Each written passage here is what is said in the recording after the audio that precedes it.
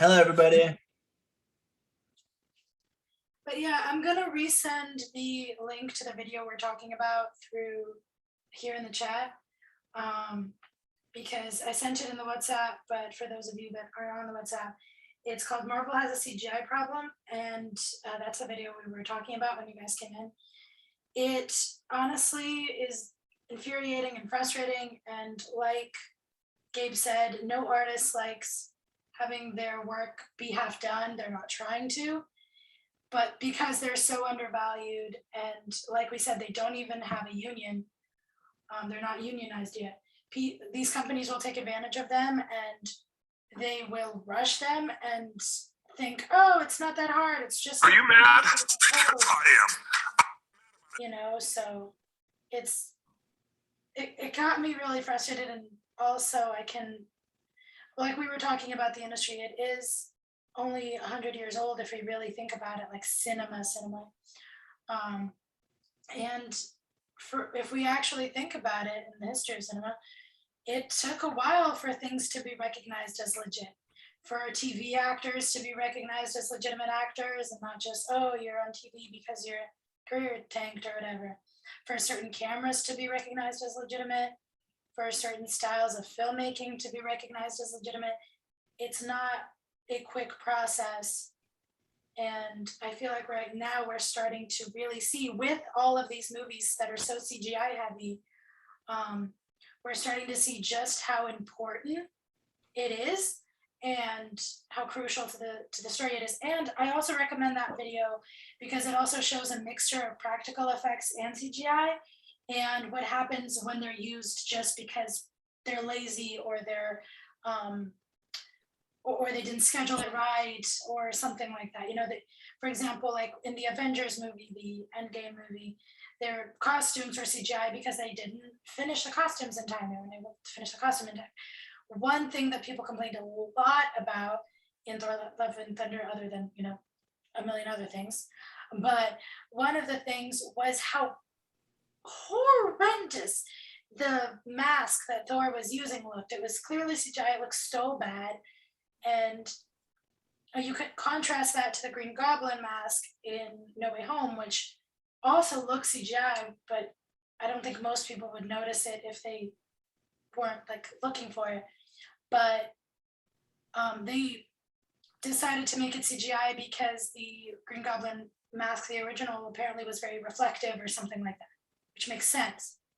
But there are also cases like the one with Thor where they just did it in a rush because they either didn't have time to make the real mask, or they thought it would be easier to make it CGI, but didn't give the CGI artists enough time to actually perfect it.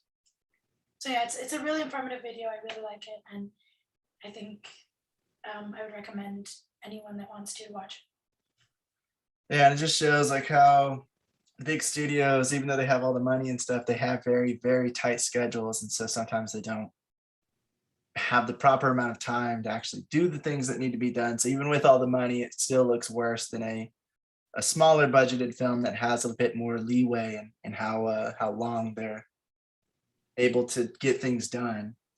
Or sometimes it's simply because they want so many productions, they're rushing everything.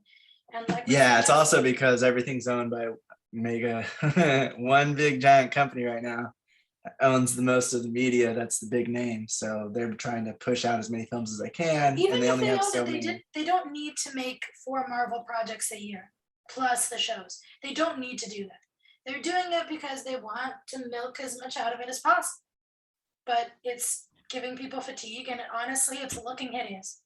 And you're not giving the CGI department enough time to actually work on it and make a good product. And then they're the ones that get blamed for it. There are entire like Reddit threads about specific to CGI artists complaining about this, about how horrible it is to work for Disney right now, how they push them to the absolute limit, how because they're not unionized, they work multiple hours without proper compensation. It's a huge thing. But yeah, so this just shows that even if you have a big budget, if you don't administrate it, that's not the word, but organize. You don't what? I'm trying to say like administrative, but the term. If you don't administer? Administer, yeah.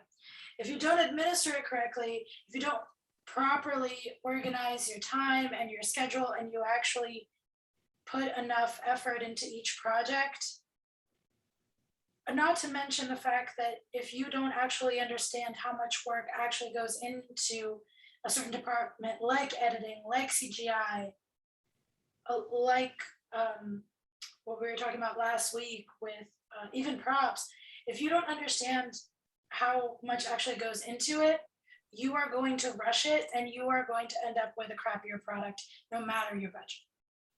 Yeah. Yeah, it reminds me a lot about like recent video game developer stuff that's going on with just like time crunches and trying to get so much done. And I've heard the same thing from like animation departments, video game developers, and then also of course CGI. So it just seems like a lot of these artists in the post-production fields aren't given enough time to do what needs to be done to make it look good, and then they're blamed like, oh, the CGI artist sucked on this, when really they just didn't have enough time to really focus on the lighting. Lighting is super important with CGI to make it look realistic. So yeah, there's definitely, but yeah, Priscilla sent out a few videos over WhatsApp, and I think that was, you want to send the rest in the chat or just that one? I think that one was the main one I sent out on this topic, but let me see.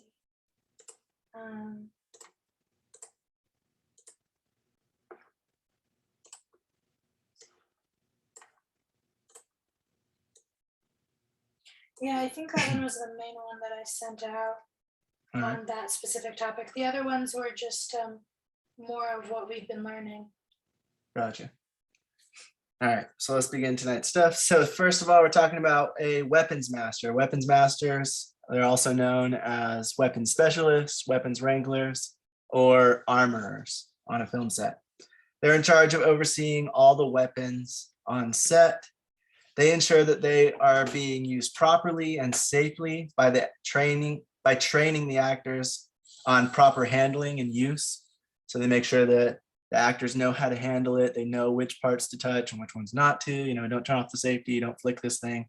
You know, depending on what the weapon is, if it's a sword or if it's a gun, they'll take extra precautions and make sure the actors know what precautions to take as well and how to handle them properly and what they can and cannot do with them, because there's certain things you can't do with like live, even what's it called, blanks loaded into a gun. You can't point them at anybody on set. So certain things that can't happen, and the weapons masters will be the ones to train the actors in how to safely handle them.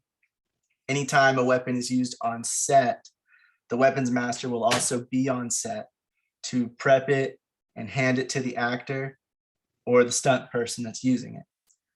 They will also handle all weapons between takes.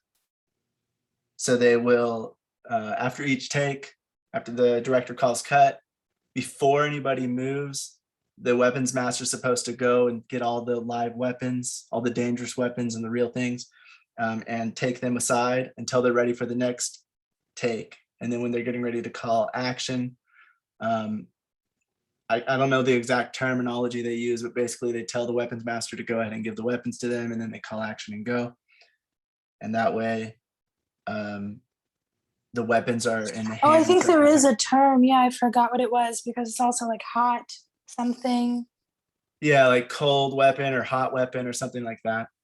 When it's ready, when it's not ready. When Well, there's also something they say to the hasn't. weapons master to go get it after. Yeah. It's either right after action or right before action, but then we'll have to double check on that, because we don't want to say what we think and it be wrong. So I'll double check with the books and with the terminology books and let you guys know. But yeah, so that way the weapons master is the one handling the weapons for most of the time. There's no accidents in between takes. Even if a take's only going to take 20 seconds to start the next one, that still has to happen. So it actually slows down production some when they're using actual real weapons, because that has to happen in between each take, or it's supposed to anyway.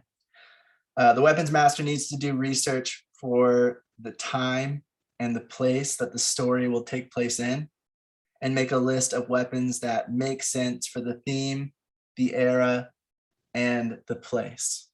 So if we're in feudal Japan, of course, we're going to be using different swords than if we're in medieval Europe. and things like that. If we are in the Civil War in America, then we are going to be using different kinds of guns than if we are going to a Vietnam era war. So clearly the weapons master will always be looking into all of that stuff and figure out what kind of weapons would be used, and get authentic, realistic versions or the actual thing. If a Yeah, that weapon is a is, huge thing. Being time accurate, even different kinds of swords look different depending on the era that they were made or the location that they were made. Like not completely different, but some are different than others. There are different types of looking swords as well. So even swords, which you'd think, oh, it's a sword, right? Even that can be different. yeah, because some of them have like the wrist guards and things like that. And that's like, if you talk to an historian, I'm sure they'd be able to tell you that didn't start happening until this year and it wasn't around this location. And so a weapons master, if there is a historian on set that's going to work with it, if it's like a period piece, they will work with them to figure out the weapons, of course. They won't just do it all on their own. But if it's That's just a why a lot weapons of people master, say period pieces are expensive because they take a lot of research and a lot of materials that you have to find that aren't exactly easily available.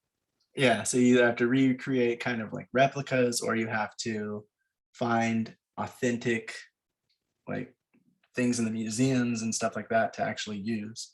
So it's very difficult to get fully accurate sometimes. Yeah, I Um, mean, options to like hire people to make like replicas of stuff like fake and just order it in. And they have got like 3D printers and stuff now, which actually changes the game a bit. yeah, Yes but with and a no, because weapons that was master, they another really thing do that it so that the reason why they still use real weapons is because there's just something you can tell the difference. So yes, they will do a mixture of like props or 3D printing to do certain shots. But if they're doing like a very close-up Well, shot on a weapon they and they need want the it to be actual one. authentic, they'll there's usually also get the fact of the Yeah, real depending on the actual weapon. movement. There's That's also the true. fact that depending on the movement, it's going to look completely different if you're using a weapon, a fake weapon that doesn't have the same weight to it, Yeah, no, that doesn't definitely have the right. same balance, because it can be heavy, but if it's not the same distribution of weight, if it's not the same weight, like swords, one part is heavier than the other. Same thing with certain guns. So that is another thing that will help for the realism, especially like we've all seen that those crappy movies where the person will shoot a gun and it'll like their hand will just like their wrist will swing and you're like, yeah, no, dude, that goes super fake, like super fake shot. Because we like everyone knows that there's a blowback, and that they're heavy. So And that's why they that even use actual like live blank. They use blanks, but it's still like a live firing round in the guns and stuff because they want it to just look and feel authentic. And it does, but it obviously it adds a lot more danger to the set, which is why the weapons specialist or the weapons master needs to be there, as well as just everybody being aware of safety. constantly checking, constantly. Now there are also people that come in and train you, and I believe, in my personal opinion, I feel like that should be in every professional set and every set in general, but especially the ones that can afford it, because when you understand how a weapon works, when you understand the proper way of holding it, using it, protecting yourself from it, I feel like avoiding accidents, even when they're fake, it's just better for everyone.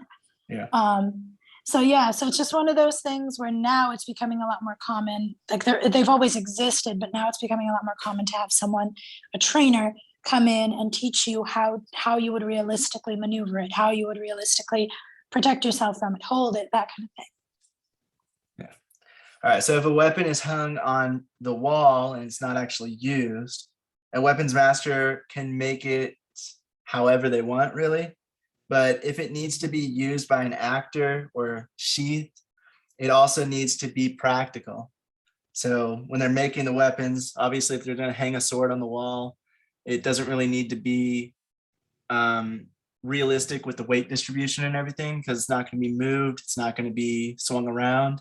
But if the actor's actually using it, they're actually putting it in, they're actually sheathing it on their person, they're actually, pulling it out and using it and fighting with it.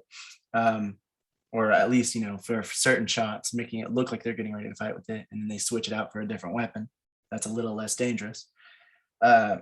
It needs to be practical. It needs to be able to have that correct weight distribution and not be over cumbersome and stuff for the actor, so that they can actually handle it properly. So they have to be aware of all that as well. The weapons master may also be involved in the ideation and design of any fictitious weapons or fictional weapons, and must consider practicality as well as character and story reasons for weapon design. And so in Narnia, I know in Game of Thrones, they have the little lion's head on the, I don't know what that part of the sword's actually called, the butt of the sword or something, but whatever it is, they have like the little lion's head on it to symbolize their family or what side they're on. And then just like the different elements and the colors of it and the way it's designed is all thought about and considered. And usually a weapons master can come in and help figure out how it would realistically be, even in that. Normally you'd have the crest, whether it would be the crest of your family or your kingdom or your basically or side. Yeah. I was thinking of a word that I can't remember the translation to, but yeah. Yeah, so they'll consider like how you could realistically have a weapon in that fictional environment and how it might be made with that fictional environment. Maybe they have a material that doesn't exist in our world. Maybe they have certain elements that they can use to their advantage, and so they make certain things. They make it a certain way because of the way of their environment, the materials that are available to them. And if it's really fantasy, like maybe they make it so that it works when you're flying around, if you are like some kind of fairy with a sword or something like that. So they think of all these different implications with the story in mind, as well as practicality and how a character might use a practical weapon in that world. When a weapons master is not hired, a props master will take on their responsibility, but they have to have the certain licenses to be able to also be able to handle those weapons. You can't just have anybody do it. Weapons masters are part of the art department and usually answer to the props master or the art director. They're typically a team of one, unless they are working with an intern or an apprentice. Then they might have obviously a team of two. But usually it's not a huge group of them. And it depends on how many weapons are needed. If it's a huge sword battle and they want authentic swords, they might have somebody make a few hundred. And depending on the amount of time they give them, they may need to actually hire in a few people to do it, or they might just leave it to one person over the course of a longer period of time to get it done. The weapons master, obviously, because they have to make these swords and things, they're also a blacksmith that are able to create swords and different weapons, like guns and things, out of different materials and metals. Not really guns, but like, I don't know, maces, swords, any of the blunt weapons that you can use in battle. With guns, I don't believe they create them. They might like create a version of it for certain shots, but they kind of have to get the real thing for that most of the time, I believe. And there are usually going to be multiple versions of the weapons made.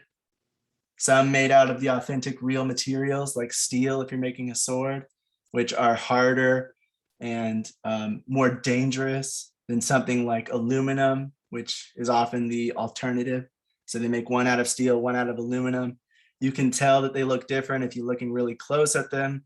And that is why they use the actual steel weapon when it's close shots, but then they replace it with the aluminum sword when it's more wide shots. It's further back because you're not going to see as much detail in the sword as you would if you were up close. And that one's lighter and safer. And they obviously, they don't make it as sharp as they would the steel one either. So the steel one's really like the hero prop or the hero weapon.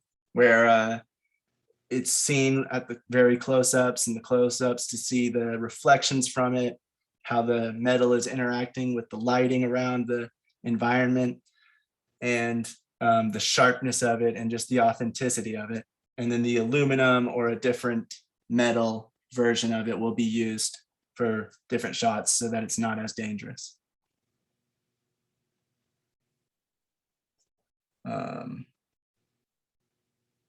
Obviously, the lighter versions are also easier to handle for the actors because they're not as heavy. Swords are actually really heavy. So if you haven't really had any training with them, it's hard to use them and make it look realistic when you have no fighting experience, or even if you have very slight fighting experience. Stage fighting compared to actual fighting is really different. And so that's also why they use aluminum, so that it's lighter and easier to maneuver and easier to use for the actors. The weapons master also coordinates with the location manager to ensure all weapons can safely make it to the location.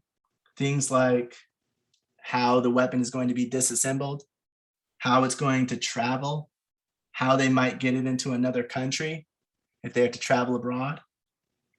And other details need to be figured out, because obviously transporting weapons is going to cause some red flags if you don't have it all figured out beforehand. So you really have to do a lot of work and preparation when moving any kind of guns or swords or other weapons used in film. When using real weapons on a set, a weapons master or licensed prop master is always going to be required, because they are going to have the proper license for it, one of which is called the EFP, or the Entertainment Firearms Permit. And that's one of the licenses they need to ensure that they are able to properly handle firearms in an entertainment environment like a film set or a theater.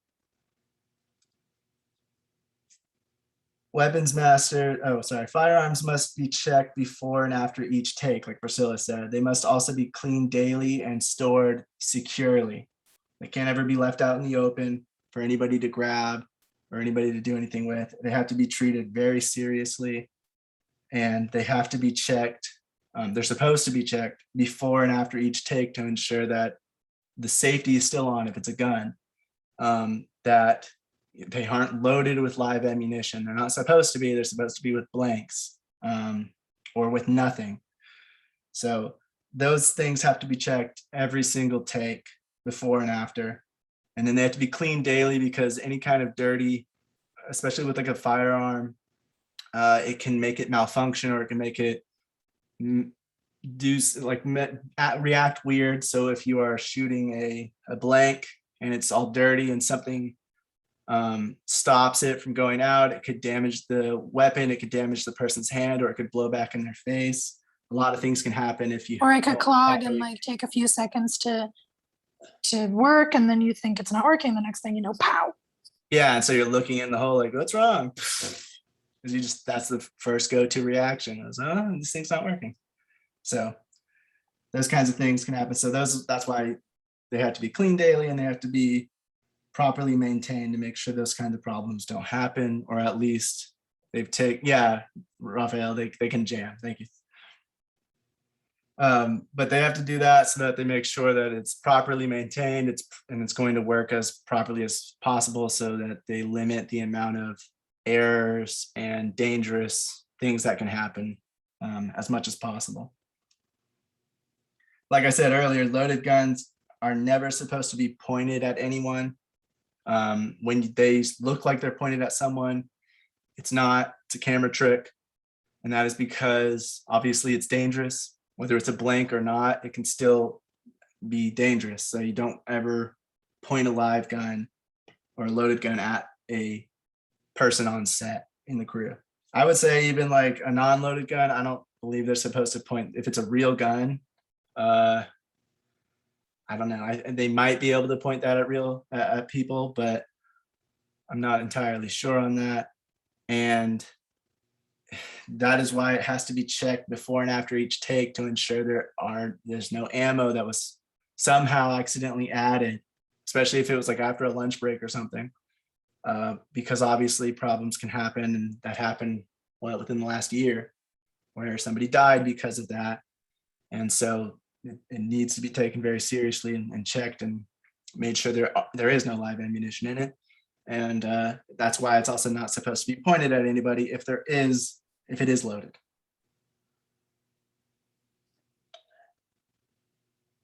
Also, everybody near a weapon that is firing is supposed to wear protective clothing, stuff like long sleeve shirts and bulletproof vests, things like that. Any crew members and things that are going to be near it, the camera person, if it's pointing near or right at the camera, they will need to be wearing protective clothing so that in case it does go off, in case they accidentally twist their wrist and it fires in some direction that it's not supposed to, there's extra safety there just in case, so it hits off of somebody but it doesn't damage them, hopefully.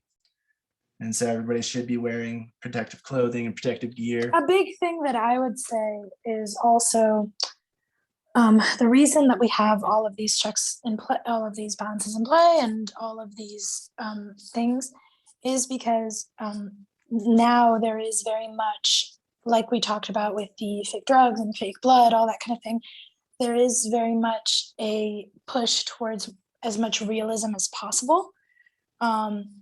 And that is one of the reasons that that we have all of this, and that's good that we have it. And some stories, benefit from it. But because of accidents and because it can be complicated, and especially if it's an independent set, or especially if you don't have the right, the most qualified people in charge or working in those departments, there is more of a conscientious conversation and effort into what always needs to be super hyper realistic and what doesn't. Because not everything needs to use live rounds, not everything needs to go through all of this. And sometimes sometimes certain productions, certain films, certain companies will want it to be realistic. So they'll try to do all this to make it as realistic as possible, but they won't have the proper, the people that are qualified for it, the proper training, and that's where problems arise. So that is another thing, as independent creators especially, or people working with small budgets. I always say, if we can find creative ways to work around it to make it look as realistic as possible, but in the safest way possible, we don't always have to go for the uber realistic every single time. And not to mention, if you do it properly, it is a lot more expensive because you have to have all these checks and balances. It slows down production, and you have extra people that need to be there to do the checks and balances, that have the licenses for this type of work. So if you are doing it properly, it's going to cost a lot more money than if you find another way to do it. Exactly. And if we look at movies from the 80s and 90s that were a little, and even some of the 2000s ones that they used, like fake guns, fake swords, some of them look a little goofy and obvious, but some you can't even tell, honestly. Or you can if you really pay attention, if you're really looking for it. But most of the time you're focused on the action, you're focused on like we already have like crazy explosions that wouldn't happen in real life realistically anyway. So like we suspend our disbelief for a lot, or we don't really pay as much attention. I think it depends, because like there is a reason to have it, because you can tell, or maybe you can't, but I'm not saying there's not a reason to have it. That is not what I'm saying at all. I'm just saying that we don't always have to go for uber realistic, or if I can't get this, if I can't make it as real, then I can't do the movie right, or if I can't, there are other ways. Like there's been other ways for decades. So I'm just saying, let's try to make it as safe as possible and think of other alternatives if possible. If that's, that's all I'm saying. There's other ways now, but back then, like the options were kind of skimp. And to go against what you had said about the 80s, that was their thing the the real guns, the blanks and all that stuff, because they really didn't have um the technology to make it look as real as going about getting squibs and doing the actual live thing. Now we have all these other options and camera tricks to make it work. Um, As well but as CGI and digital effects. yeah, Yeah, definitely. but So I'm back sorry, I then, worded it wrong, but exactly, Brian. That's what I'm saying. Like, but yeah, I like just go I've ahead. done what do you call it? I've done what's it blank rounds. I've shot that too. There's good and bad to both. So the good about the blanks are that um everything is there. You don't have to worry about, and it's authentic. So you're gonna get a real look and nobody's gonna question it. Right. But the bad part is like there's another step to it. Like now you actually have to rehearse it. Like it's not like, oh, you can prepare. I mean, that's what you're gonna like. That's what you would think. Like, oh, we can get couple rounds and this shot. Yeah, you have to prepare for that. One, because it's serious. Because like you had said, Lakota, like you can't, even with blanks, you're not gonna point it at another actor or towards a camera. So you have to get it all set up straight. So like I had a dummy gun, I used it in preparation.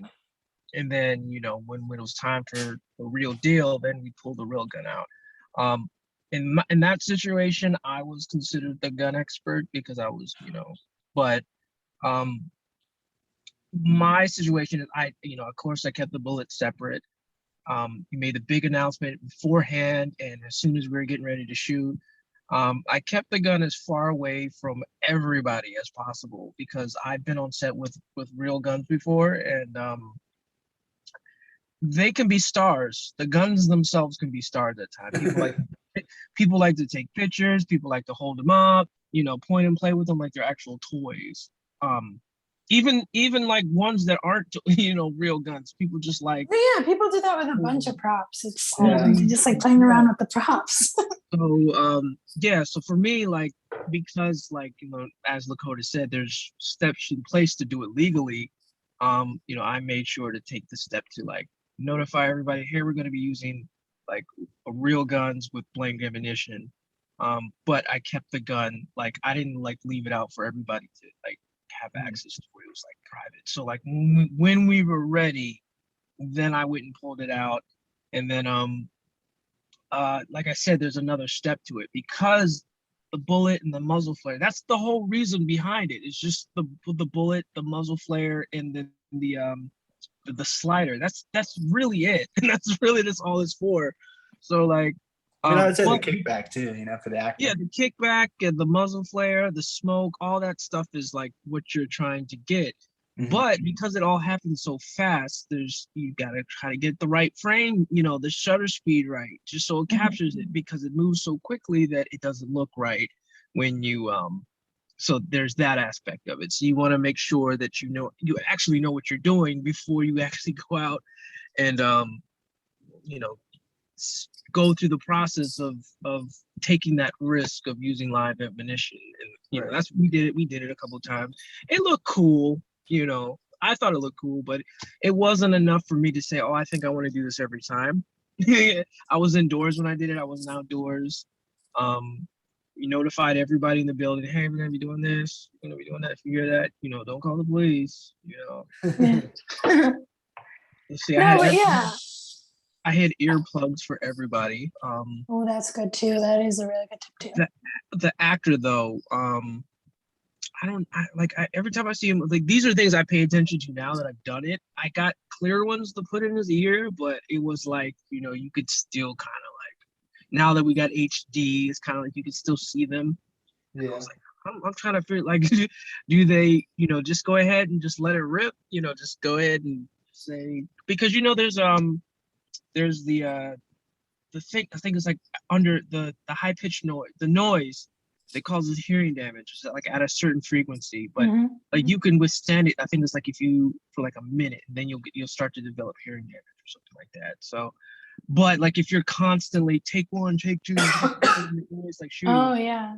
yeah, you're gonna, yeah. I mean, for like maybe a Right. couple ticks, you might be fine without, going without the hearing. But at some point, like you want to go ahead and just get it out the way. Just That's why, protect your hearing, for the yeah, future. yeah, and that's why you Right. see when they do like the explosions and the gun, like they have like multiple camera angles because like they want to try to do it as less as possible as opposed to doing it as many times as they possibly can because that's the thing. But Right. No, yeah. yeah, I know I sound like a broken record at this point, and I've probably made it repeated the point a million times. I just feel like as independent filmmakers, especially, I just see very much the desire to want to look as professional as possible. It's like, oh, we need this, we need that, we need the most expensive this, we need to make it as realistic as possible. But like Brian said, we have so much more at our disposal now. There's so much more that we can do. There's so many other ways around it. There's so much. We are also creatives at the end of the day, and so using your creativity is important. And I know I sound like a broken record, but I've seen this a lot in the industry where we end up thinking that we're not going to make a good product unless we have the best of the best, the most realistic, the most expensive everything. It's not always true. Also another part about using real guns and blank ammunition is that the authenticity, I can't even pronounce it, but just Authenticity. just the motion of so I noticed this a lot too, like because there's a lot of people that you see that's never actually fired a gun and don't know the steps to actually get the gun activated, or should I say loaded properly? Yeah, so it's like it's bullet, revolver, I mean not revolver, bullet, slider, and then the bullet comes in the chamber and then you pull the trigger. You got to make sure your safety's off, right? There's a couple steps, but I've seen some movies where like the guy will put his thumb on the hammer and pull it back and then pull the trigger, and I was like, that's not, you know what I mean? That's not that's not right. But with an actual gun, you have to go through those steps or the gun isn't going to fire. So it kind of with forces your point, a lot of people will look at that and be like, oh, well, that's only something a specialist would notice or pay attention to. But I feel like if you're showing a gun, like this is just me, I guess. If you're showing someone using a gun and they're just like, oh, it's just like this, it could also give the impression that, oh, all you have to do is this. And then if someone ever interacts with it, they interact it wrong and things go wrong. Exactly. It's like when you learn how to drive a car, like nobody really knew like you had to put your foot on the brake in order to change gears. Like nobody, like until you actually got in the driver's seat and actually drove, then you're like, oh, okay. It's kind of like the same thing with a gun. Like if you're making these simple mistakes, of course, you're gonna have, and I brought this up too about, I'm in the military, and then, when I see movies about the military and they do things wrong, it's the same thing with guns. But the thing is with guns is that the audience is so much more bigger. It's beyond cops, it's beyond the military. Everybody, video games, guns are everywhere. So like that's kind of like an important detail to kind of pay attention And it's to. also helpful. Yeah, and it's kind of crazy that like some they'll do the live weapons, they'll do real blanks and everything, but then they won't handle it correctly for the actor won't actually know how to use it right. So it's like that loses all the authenticity that the real weapon you're trying brought. to do, yeah. Hence what I think it's so important, the training. But yeah, that's important too, especially because it's very important culturally, because it's something we have more access to, because it's something that's easier to find. If you see, oh, well, all you have to do is press the trigger and that's it, or twist the thing and that's it. Okay. It just, I hate to be that person, but it's just like culturally speaking, things that we see in movies, we tend to have like how we see romance because of romance movies and stuff. So I feel like if you're going through the hyper realism for every other step, it's not that much more to just like show how you would actually get the gun ready to shoot if you're going that far to get everything as realistic as possible. Right. All right. So yeah. So people, if they're using a weapon that's firing blanks, they need to wear protective gear, protective clothes. Oh, go ahead, Raphael. I just had a question for Brian. Does being in, did being, or do you find that being in the military gave you a like a noticeable advantage, handling props or like, uh, firearms for film? Oh yeah, can you Abs- use that in your resume and stuff? Absolutely. I mean, it wouldn't. You still need to be like technically certified, but it definitely gives you a definite advantage over a lot of things. So like the training they give you, you could actually like when I was doing it, like the actor had asked him, have you ever shot a gun before? Oh no. So then we went through the process of this is how you shoot a gun. You know, this is the steps you take. And then I even showed him how to take it apart and put it back together. That's an important step too, because like I said, like when I showed up, everybody, you know, before we sat, this is the gun, took it apart, and this, that, and the other.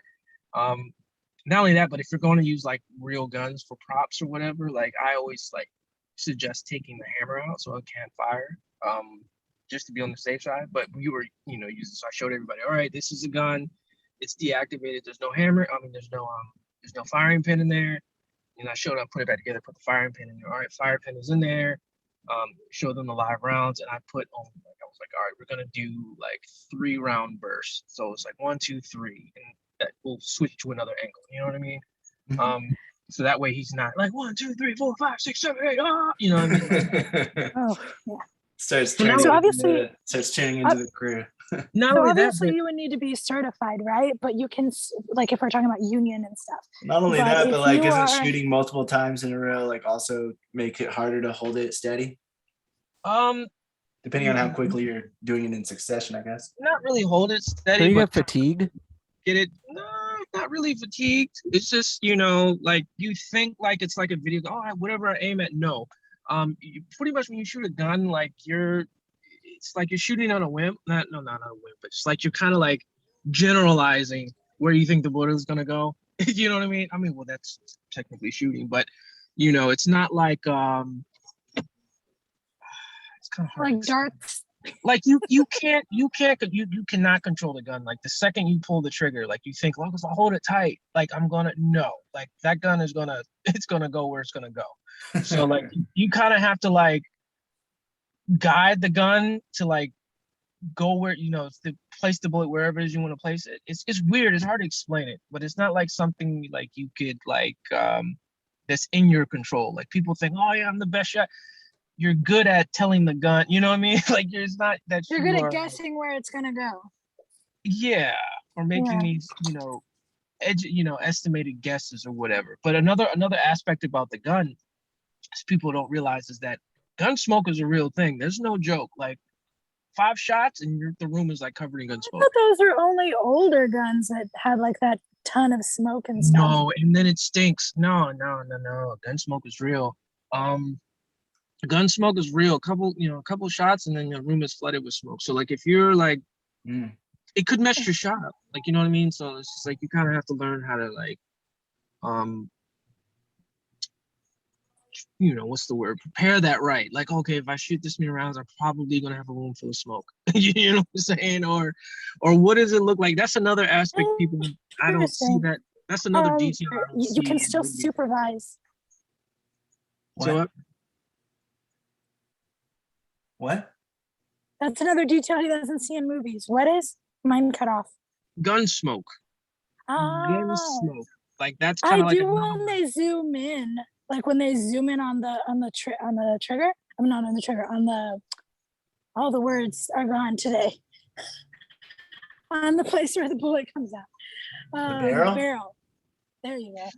Yes, that's the word I was thinking.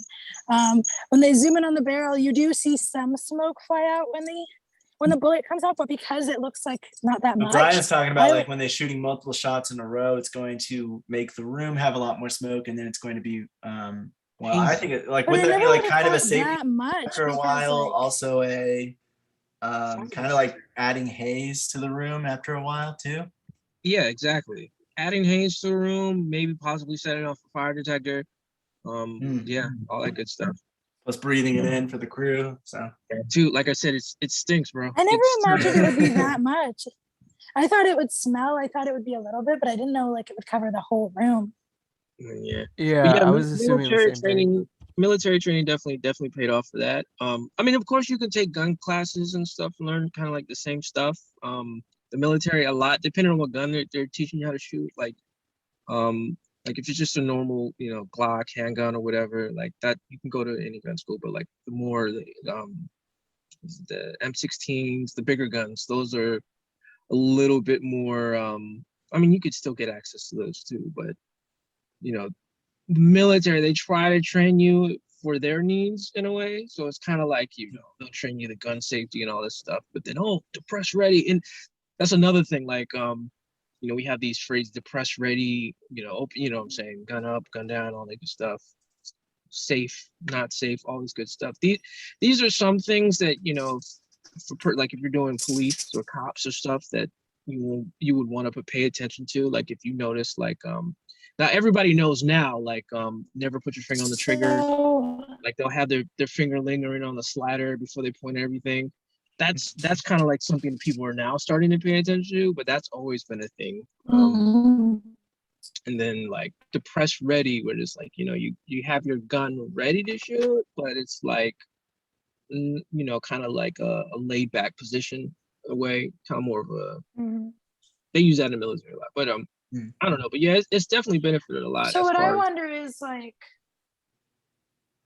you're not supposed to like work like on a union set. Let's say if they want to use you, you would have to be certified, right, as like a consultant or something. But can you still work to like, hey, we need someone to help oversee, if it's like an independent thing, they can still hire you to oversee and train, right? Or is it I also don't like think just with the certification? yeah, Not train, but you know what I mean? Like no, I just think like you need show a them you the need basics like you the did in other sets. entertainment firearms permit Yeah. to legally do it. Okay. yeah. That's what I Certain was permit. wondering, like if that experience would count, or if it's just an added thing, like, oh, if I want another job, but So not if I want there's like, to different help kinds them of oversee there's stuff. certifications that say, hey, I'm competent enough to use a firearm, and then there's a certification that says, hey, I'm an expert, I can teach how to use. So there's two different kinds. So that's the one I don't have. It's the one that says, hey, I can be an instructor or something like that. Right. Yeah. All right. So yeah. So a weapon firing blanks everybody needs to wear protective clothing and gear. If a firearm is going to be fired directly at the camera, then like on this picture here, a plexiglass shield will be in place. That way it's not going to actually hit the lens or the camera person, and just adds that extra layer of safety. And also, for the gear and for the crew.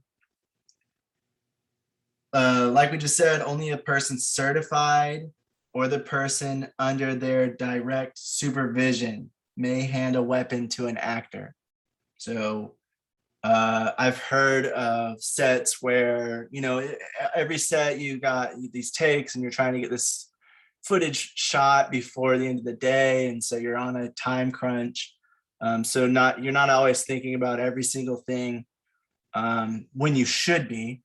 But, sometimes maybe the weapon master is I don't know, he went to the bathroom or she went to the bathroom or they went to go get something from craft services or whatever. But I've heard of like some sets where, they would have the production assistant or somebody like that would be told to go get the weapon and bring it to the actor. And they would, but then they'd get scolded or even fired because they are not supposed to touch it, even though they were told to do it. So if you're ever on a set and you don't have the entertainment firearms permit, or you're not working right underneath the weapons master, you're not their assistant or their intern or apprentice, you can't touch that weapon. They're the only ones, or the person right underneath them are the only ones that are able to grab that weapon and bring it to the actor and take it from the actor and bring it back to wherever they're securely holding it.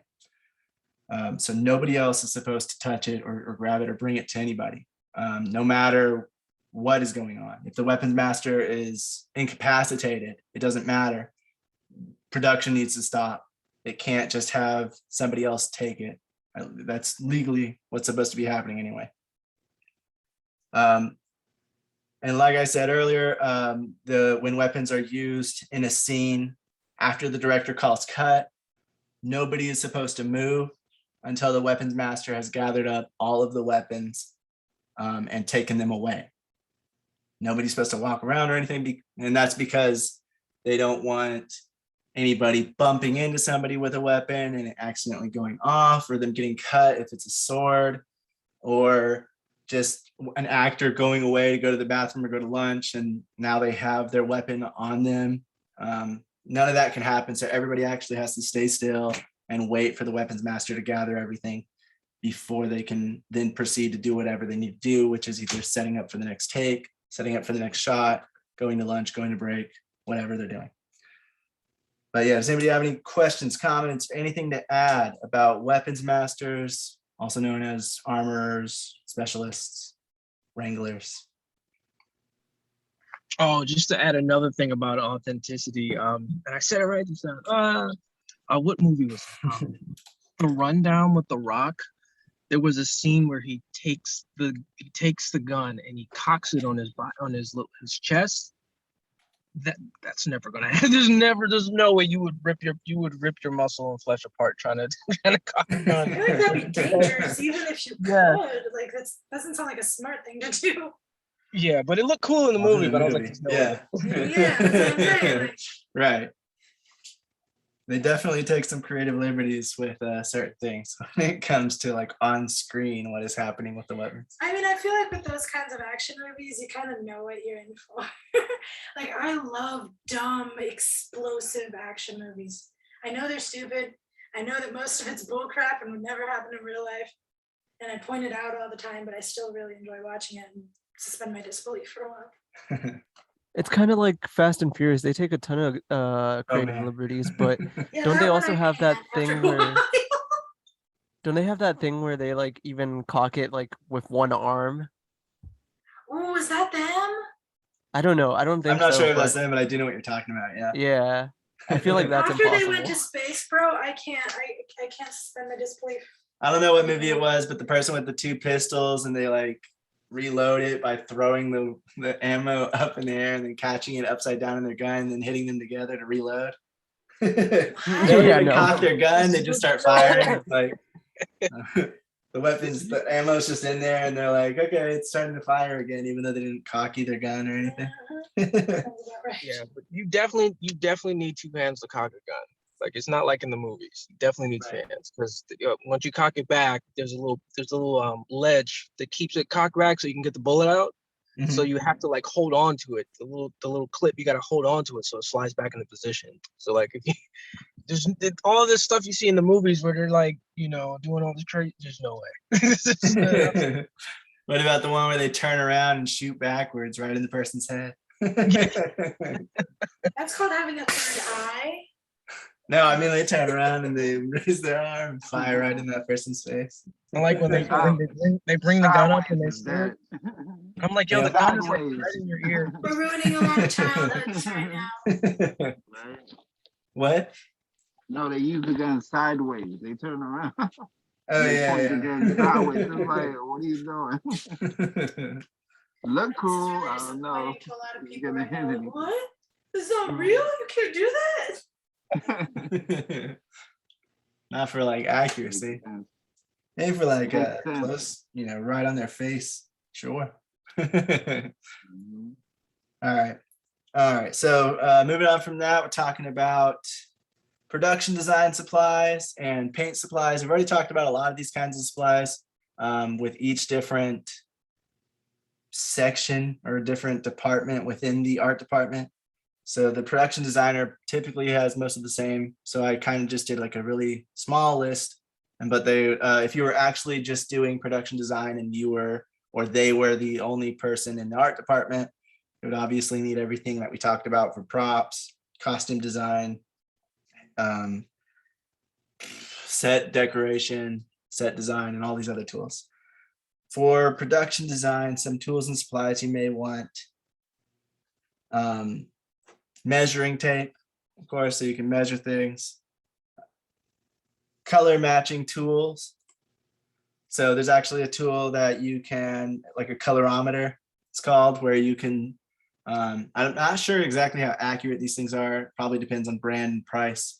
And even then, I'm not entirely sure. I've never heard if it's like completely accurate or not, but supposedly they're supposed to, like, you point it at something and it will tell you the color that thing is under whatever lighting condition you have.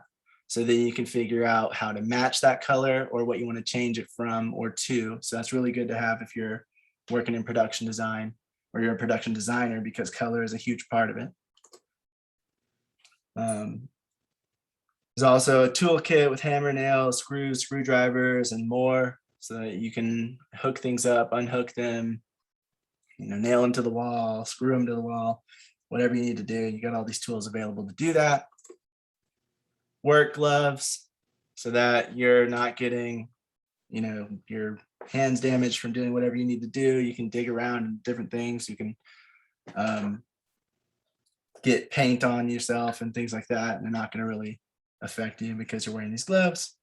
And it also just helps to be able to grip things better. Flashlight for seeing stuff in the dark if you ever need to go somewhere that doesn't have much light, clearly. A laser measurer, so that you can also have the measuring tape, but also a laser measurer it's like a digital version of that, and it'll tell you. Of course, it depends on your price, how accurate it's going to be, but most of them are pretty accurate, telling you the distance away something might be from where you are, wherever you're pointing it to. The cutting mat, precision knives and blades in different kinds, so that you can cut things in different ways, just like you would need if you were doing any kind of miniature work. A magnet, a multi-tool. This one's called the Leatherman Sidekick, and that way it has all of these different tools in it combined, so you can carry it around in your pocket. Don't always need the big toolkit to carry around everywhere, and that way you can just flip this out, use it as a knife, or to open a can of paint, or to screw in something, or whatever else. There's many different tool functions it can do. Then also a broom and a dustpan, because whenever you get to a new set, you want to clean it up, and then you want to actually disperse the mess around if it's supposed to have a mess at all. You don't want to just go into a room and leave it, because there might be nails in the floor. There might be a pile of leaves over in the corner of this old abandoned building, and you're using it in the scene as an old abandoned building. But that doesn't mean you should leave it alone, because there could be some kind of animal underneath. There could be rats. There could be a bunch of cockroaches infestation or something like that. There could be, like I said, nails or something dangerous. So whenever you are going to a new location, it's supposed to look messy and abandoned. You're still supposed to clean it up, or you still should clean it up. And then, just use Mostly the art. areas where you're going to have people walking around, equipment around, like you can block it off and be like, okay, this is the messy part where no one touches, no one walks around, and this is the safe part. Yeah, like this is the walkway for the crew, and this is the actual part where we're going to use for the scene. And also you can decorate it the way you want and set it up exactly the way you want the mess to look. If you want it to look more or less messy, and if you need to make sure that the actor has like a pretty clear path and how they can go around certain things, you're able to do that. So using a dustpan and a broom, that can be done.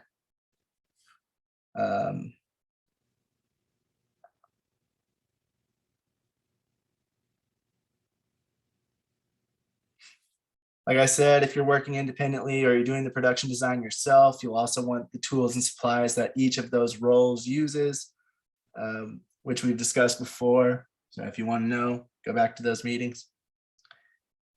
For paint supplies, this stuff comes from thespruce.com. It's letter F in the syllabus. Oh, by the way, the stuff for the production design supplies came from martialartstudios.com, letter D in the syllabus. And this stuff comes from letter F. So paint supplies, I thought this was we haven't really touched on this. This is just, if you're painting your house, you're going to be using these same supplies, but if you're using art direction or you're using production design, you're going to a new location, you might want to paint over the walls and then paint it back to the original color later so that you can adjust the colors in the room. You may want to paint over a set if you are constructing something,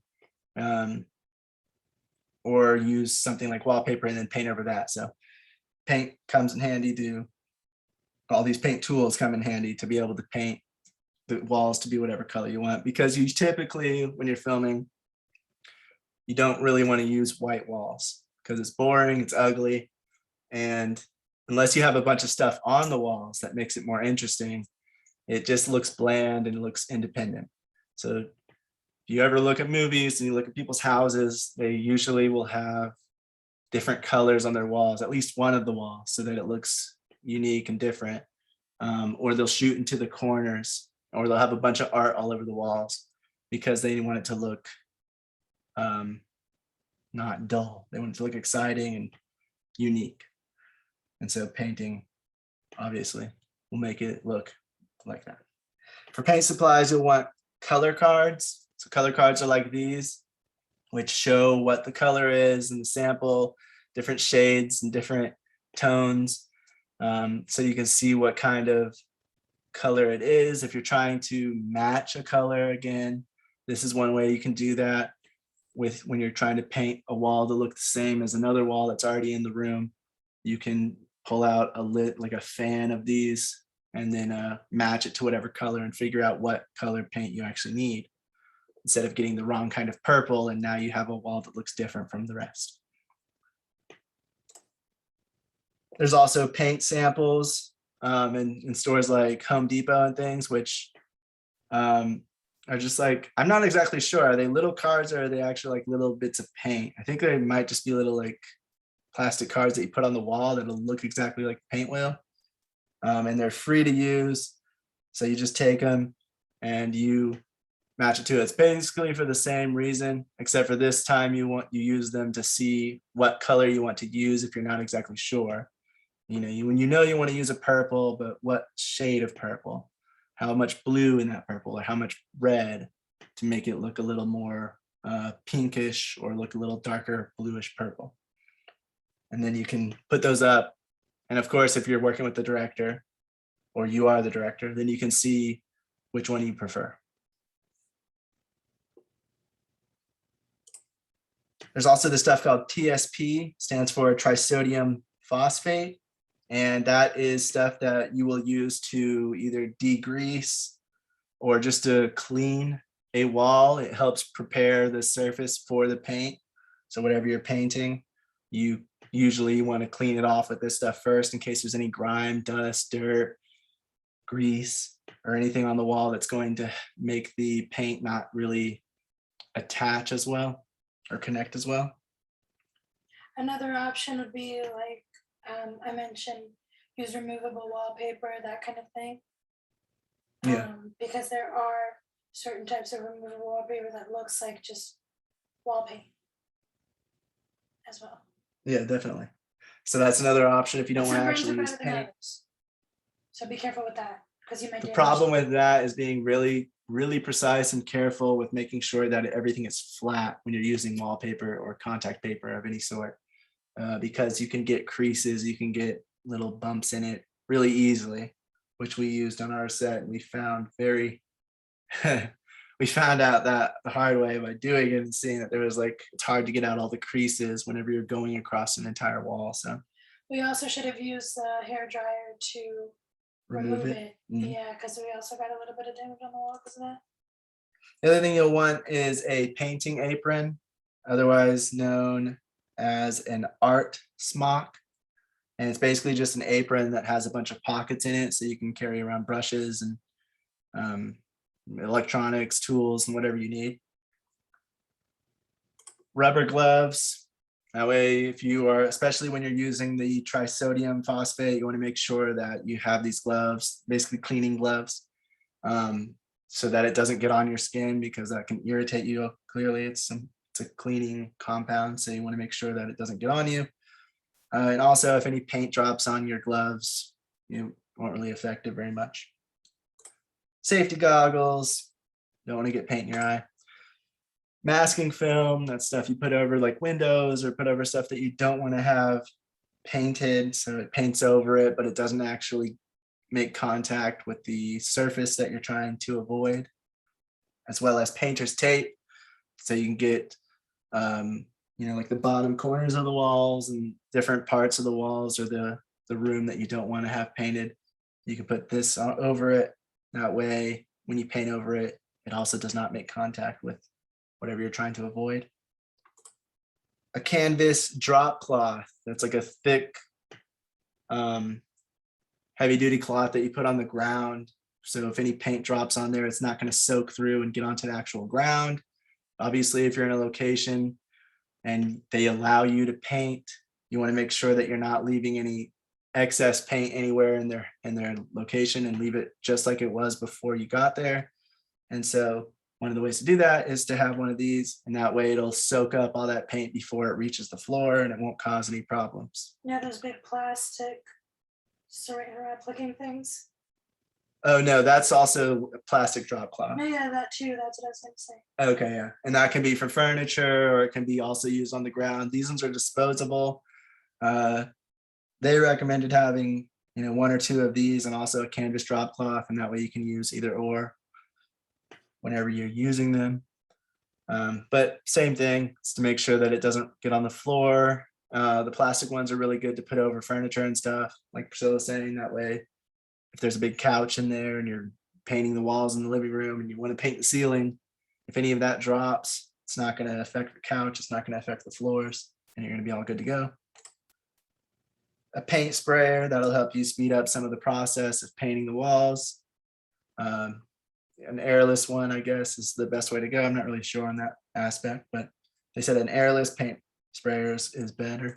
A sash brush, which basically like that, and it's to get little sections that you can't really get with like a roller or like a big huge brush. Or like the You little use it just like corners a and stuff. like little corners of the walls and stuff like that, just to get like little very finite areas that you need to make a clear line on, and that really helps just to kind of dip it in, get it. There's also these painters, they're 5-in-1 tools or 10-in-1 sometimes, and they just have different parts of the tool for different things. It has the little pointed part for cutting and scraping. It has a sharp part that you can use to kind of like cut down on plastics, or kind of use as like a knife in a way. There's also this part, which can use to scrape off putty, used as a putty knife. You can use this side to open the cans of paint, so you can like shimmy your way in there and then tilt it to open up the cans. Excuse me. It has this rounded edge so that you can scrape off any paint from the rollers after you're done. That way it doesn't dry and stick to it. And then it has these nail pullers and a hammer end, so that you can hammer in nails, or you can pull the nails out.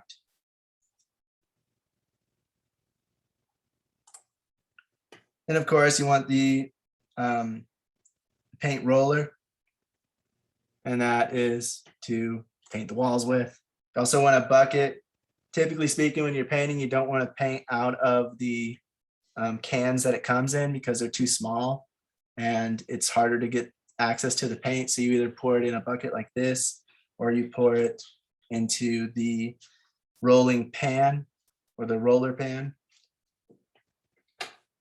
And that way you can access the paint a lot easier, and it's wide enough to spread all over your roller, so you can get it everywhere. You also want a caulking gun, an extension pole to extend your roller, and that way you can reach hard to reach areas. Like if you were going to do a ceiling, you don't have to take a ladder, get on top of it, and paint little portions of it at a time. You can just use an extension pole A and lot put of it up these are there. on Amazon too. So you don't always have to buy it from like a Home Depot or something that's might be a little bit pricier. I would recommend just shopping around, seeing which place has a better deal. The people who were talking about this, they were professional painters, so of course they were trying to get talk about the best stuff. There are some reasons, if you are going to paint, there there are some reasons to buy more expensive like rollers and things. The rollers, you want to Yeah, make they're more sure precise, yeah. they're more precise, they don't bend. Cheaper ones, let me go back to it. The cheaper ones will bend in like these areas. And so it'll kind of make you paint at an angle and it won't look right. And also it could start to permanently bend. And then this part the rolling part can actually get stuck. Yeah, And then I it just won't paint say- evenly. So there are some reasons to do like different things, but yeah, there's definitely things you can get. No, um, when I cheaper. say about shopping around, I mean like sometimes you have the same brand, but because it's different stores, they're different prices. So that too, like if you're looking for a specific brand, I would say shop around. Don't just look at Amazon, look at other Home Depot sites, home department stores. Rafael said you can also hit up Harbor Freight or Ace.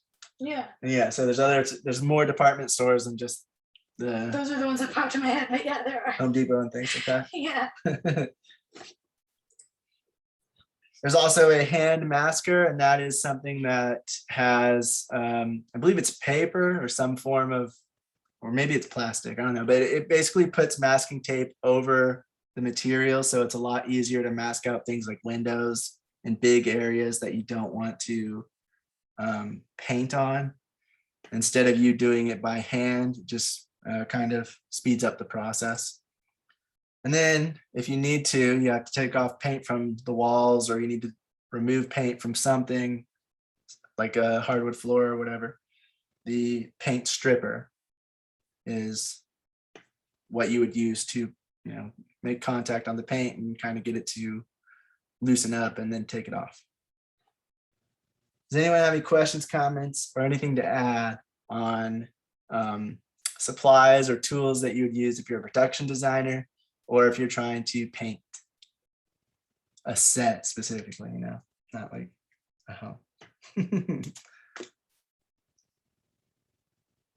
I would just say that you have to be really careful with what you get to like remove paint, because like if you use acetone for example, you can like actually start damaging whatever paint you're using. Okay.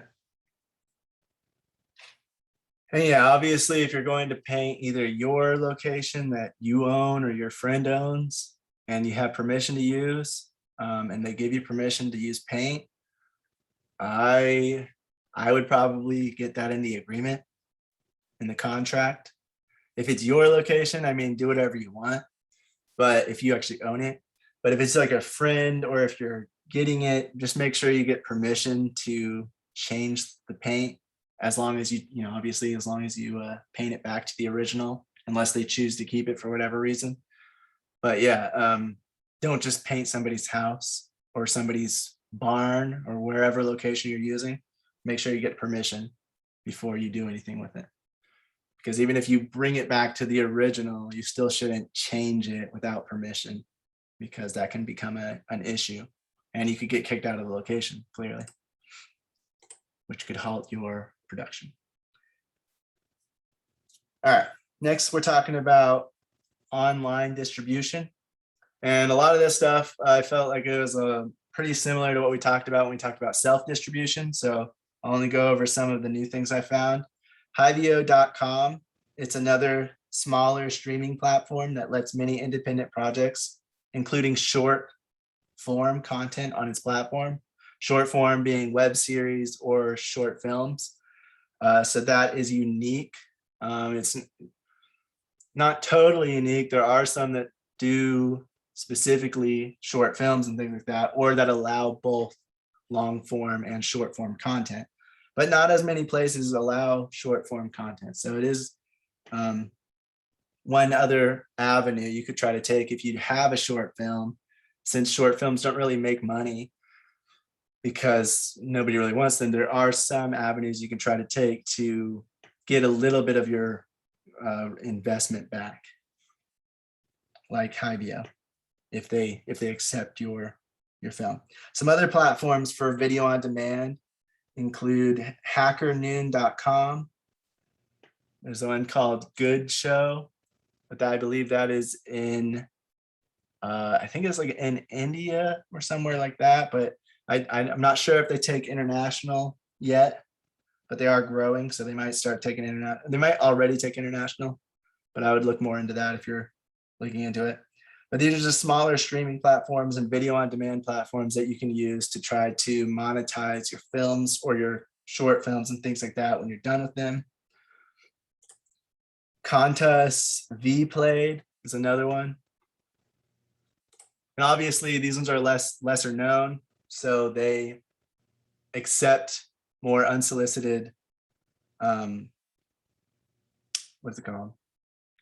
Pitches. So you're allowed, like independent projects, it's easier to get in contact with these companies to be able to get your film on their platform without having to go through the big distributors or an aggregator. Now, some of these, even though they're small, they still only allow aggregators. So obviously you have to look into it first. And some of these are going to be transactional video on demand, which is either renting or buying the film, compared to other ones that will be advertising based video on demand, which will give you revenue for the viewer count that you get. So it just depends on which one you use and what they do, but you always want to look into them. But these are just some of the ones you can go to when you have an independent film and you can't really get a big distributor to help you get it onto platforms, or you don't want to go through an aggregator.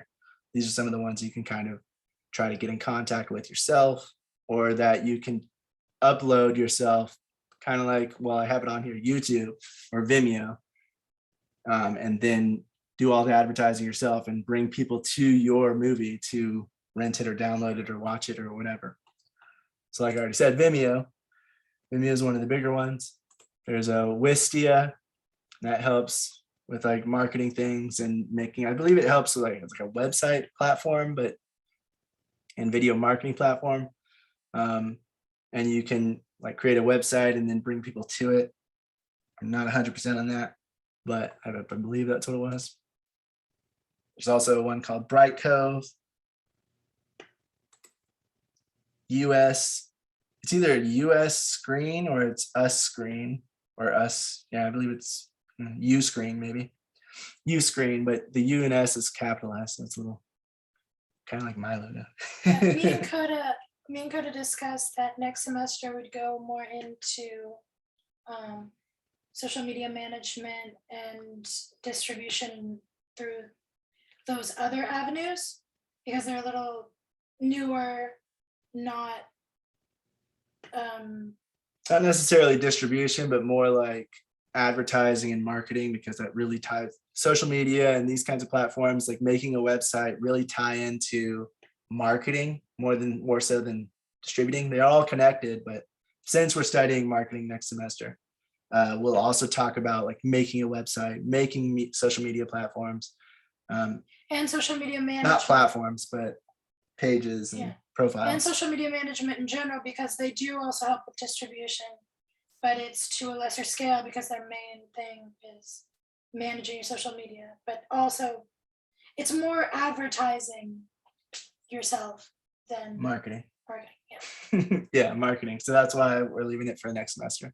But yeah, some of these, like I said, you can use them to upload your content, and some of them have built-in audiences that just go around and look for the different things because they want to support. They're either already using the platform or they want to support independent people and they know independents upload to this place, things like that. So some of these, like I said, they're just easier to get on, and they're another avenue to go with if you're trying to distribute, especially if you're trying to distribute yourself. And also some of these, a lot of these, because they're smaller, they don't have exclusive rights deals, which means if I upload to this one, well, I'm not going to say this one, but basically if I upload to one of these, most likely it's also going to, I know Hyveo, you can upload to here. And if I contact them and they like my film or they like my short film or my web series or whatever, and they decide to put it on their platform, I start making money from people watching it with from advertisement revenue. Me and Hyveo split that advertising revenue and whatever. I don't know what their actual split is, but If they like it, they post it on their thing. That means I can still post it on someone else because they don't have an exclusive rights deal to it. Whereas something like Netflix, they might require you to not, they might require exclusive rights where they don't let you post anywhere else for a certain amount of time. So that is also something to take into account whenever you're looking at these smaller streaming services and smaller video on demand services. Is a lot of them allow you to post there, but also post anywhere else. And a lot of people were saying you don't really run into the issue of like, well, if I post on Hyveo, nobody's going to watch it. If I post to Bright Cove, it's like, no, because the people watching stuff on Bright Cove aren't really watching stuff on Hyveo and vice versa. Like, just like with the big streaming platforms, a lot of people will stick to one mainly and then kind of venture off to the other ones every so often. But for these smaller ones, they really have like built-in audiences that if they're subscribed to these because they're smaller, because they're more selective and whatever else or niche, those people are pretty much just on there watching it. So you're not really going to run into the issue of I lose a view on Hyveo because I upload it also. Or I put it also on at Bright Cove. That doesn't really happen. And really what happens is there's more people to watch it because now it's on Bright Cove and on Hyveo. So always keep that in mind. Now uploading it free to YouTube might hinder it from being watched as much on the other platforms because YouTube's so large, but it doesn't mean that it's not an avenue for you to be able to upload, especially if you're doing a short film and you're trying to get a lot of views so that you can show that a lot of people will watch this product, because there's a lot of people watching YouTube. And if you happen to be one of the people that somehow gets interest, or if you advertise on YouTube for your film and it just starts to take off from there because the algorithm picks it up even after your advertising is done, you could run into that thing where you get like 24,000, 100,000, a million, 5 million, quite a bit of views. Now it doesn't always happen, but there is the chance that it will. The only thing that sucks about YouTube is their pay is very, very small. So even if you are a partner with them, or even if you do have it monetized, you don't make very much money from the amount of views that you have to get to be able to make anything off of it. So for me, I would say YouTube is one of the last resorts, or just an additional platform to post on, unless you are intentionally going to post there in the first place because you just want to get it out there, then that's fine. But if you're actually trying to make money from it, I would say this one is maybe held off for a bit longer than the rest. Then there's it's either Dacast or it's Dacast, not really sure. There's another platform for you. Kaltura, Vidyard. This one's called Reel House, but it's REEL, or like a film reel. Gumroad. I think, I'm not sure actually, I don't want to say anything about Gumroad, but these are just like different platforms. I think this one, if I remember right, this one's like one of those ones where you can set the price. So it's a transactional video on demand. I'm not exactly sure on that. There's Square Merchant.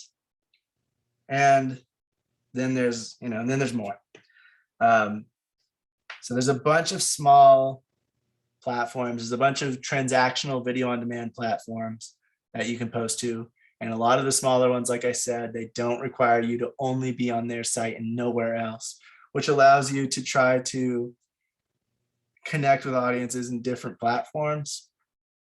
Some of the transactional, like Vimeo and stuff like that, you kind of have to bring the people there. They don't really go looking for stuff as much. You have to attract them either through websites or a blog or a YouTube trailer. And so, here's where you can watch the film. Here's where you can rent it, download it, buy it, whatever. But the advertisement-based platforms, I believe Hyveo is one of them. They have audiences that look through it just like any streaming service. where they might find the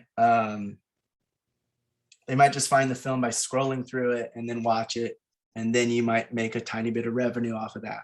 Obviously not one person's going to make you revenue, but 1,000 people or however many people to get revenue. Mhm.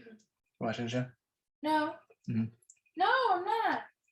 It's just Yeah, Raphael just said the more obscure these platforms get, the weirder the names get. Yeah, I agree. yeah, because you gotta come up with new names. It's hard. I think some of these, like Good Show, like I believe a lot of these are either international or they're just from other countries that accept movies from United States or North America. So there's also that. You're also, some of these you might be reaching an audience in another country. So if you want to make subtitles for it in another language and you feel like if I were to make a monster movie, right? Even if it was like a cheaper one, I would feel like it needs to go to Asia in some way or form because they just love those movies over there. They, Godzilla and King Kong and Godzilla versus Kong, and those movies do really well in those areas.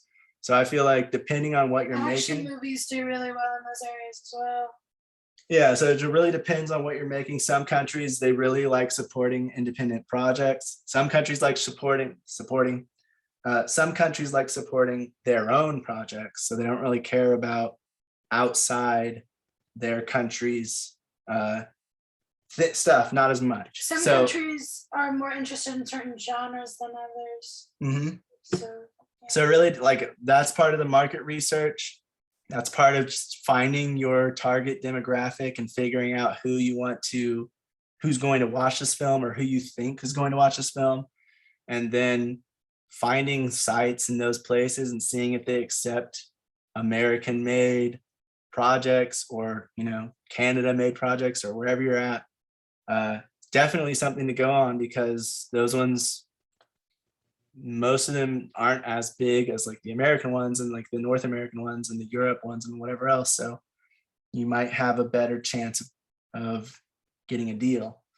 And they might not be exclusive as well. So that way, or they might be exclusive, but only for their country, so their territory. You can't post to another platform in this territory.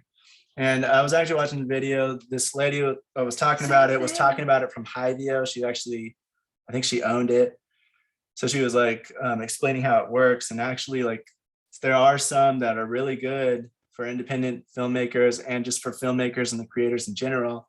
This being one of them, based on what she was saying, because you can easily just flip on and off the different regions. So if you have international sales with an actual distributor in a certain region or a certain amount of countries, you could also post to here and then just flip it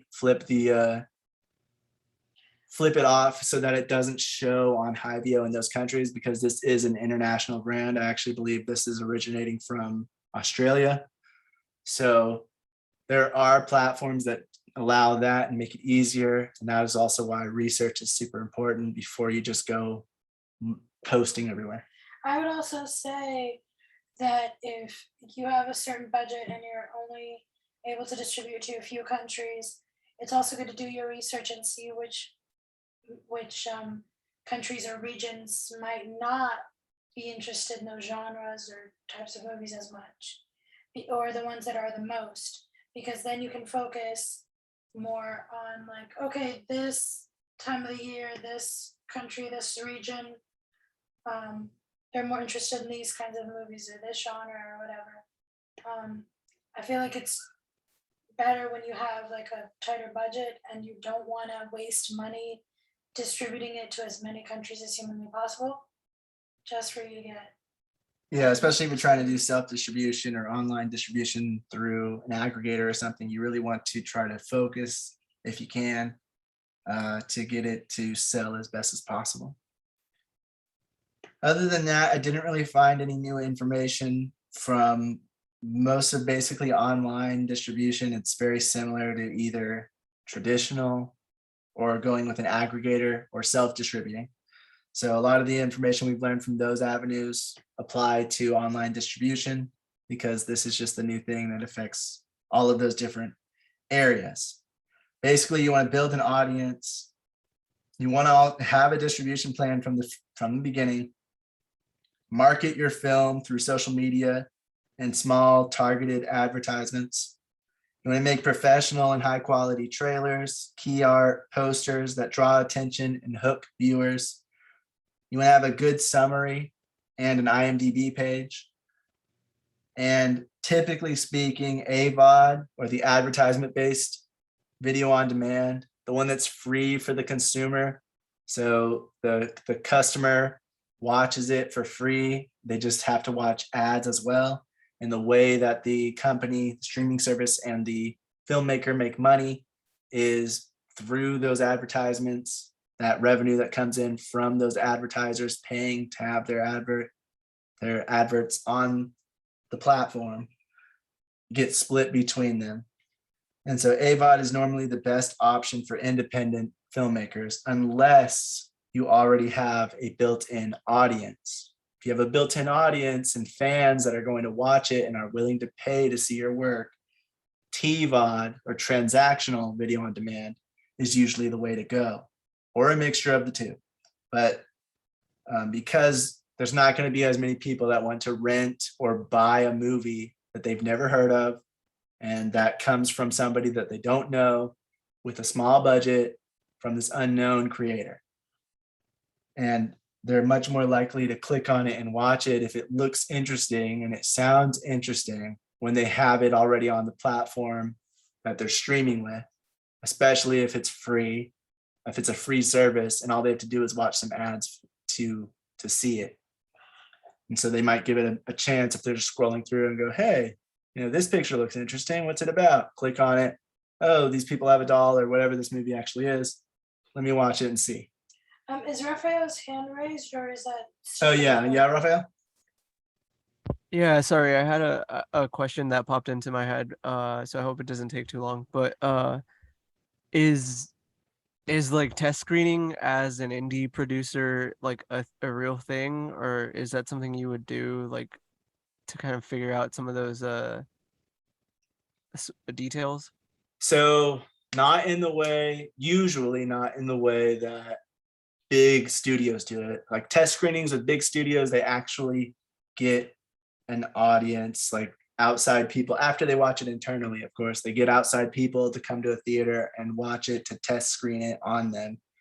With an independent production, especially depending on the budget, usually you first watch it internally and then decide on some things. And then you might just, if you have a social media page and you have some kind of following, or you have some filmmakers that you trust that you want to watch it, or some friends that you feel like know about film and know what could be changed, or even if they don't know about film, if you're trying to target to that kind of audience, you just kind of invite them to either view it through like a private key like Vimeo, or you give them the password and they can come in and watch it to leave feedback, or you invite them to an actual location to show it, but it's not really like a theater. It's more just like, I'm going to show it on my home TV, that kind of thing, because it costs money. Now, if you have a bigger budget and you're still independent, then you can definitely still do the theater way, where it's actually going to a theater and test screening it on an audience, but that's going to cost money to get done, because the theater, you're going to have to rent it out. And then you're also going to have to find a way to get people to come to this test screening of that movie.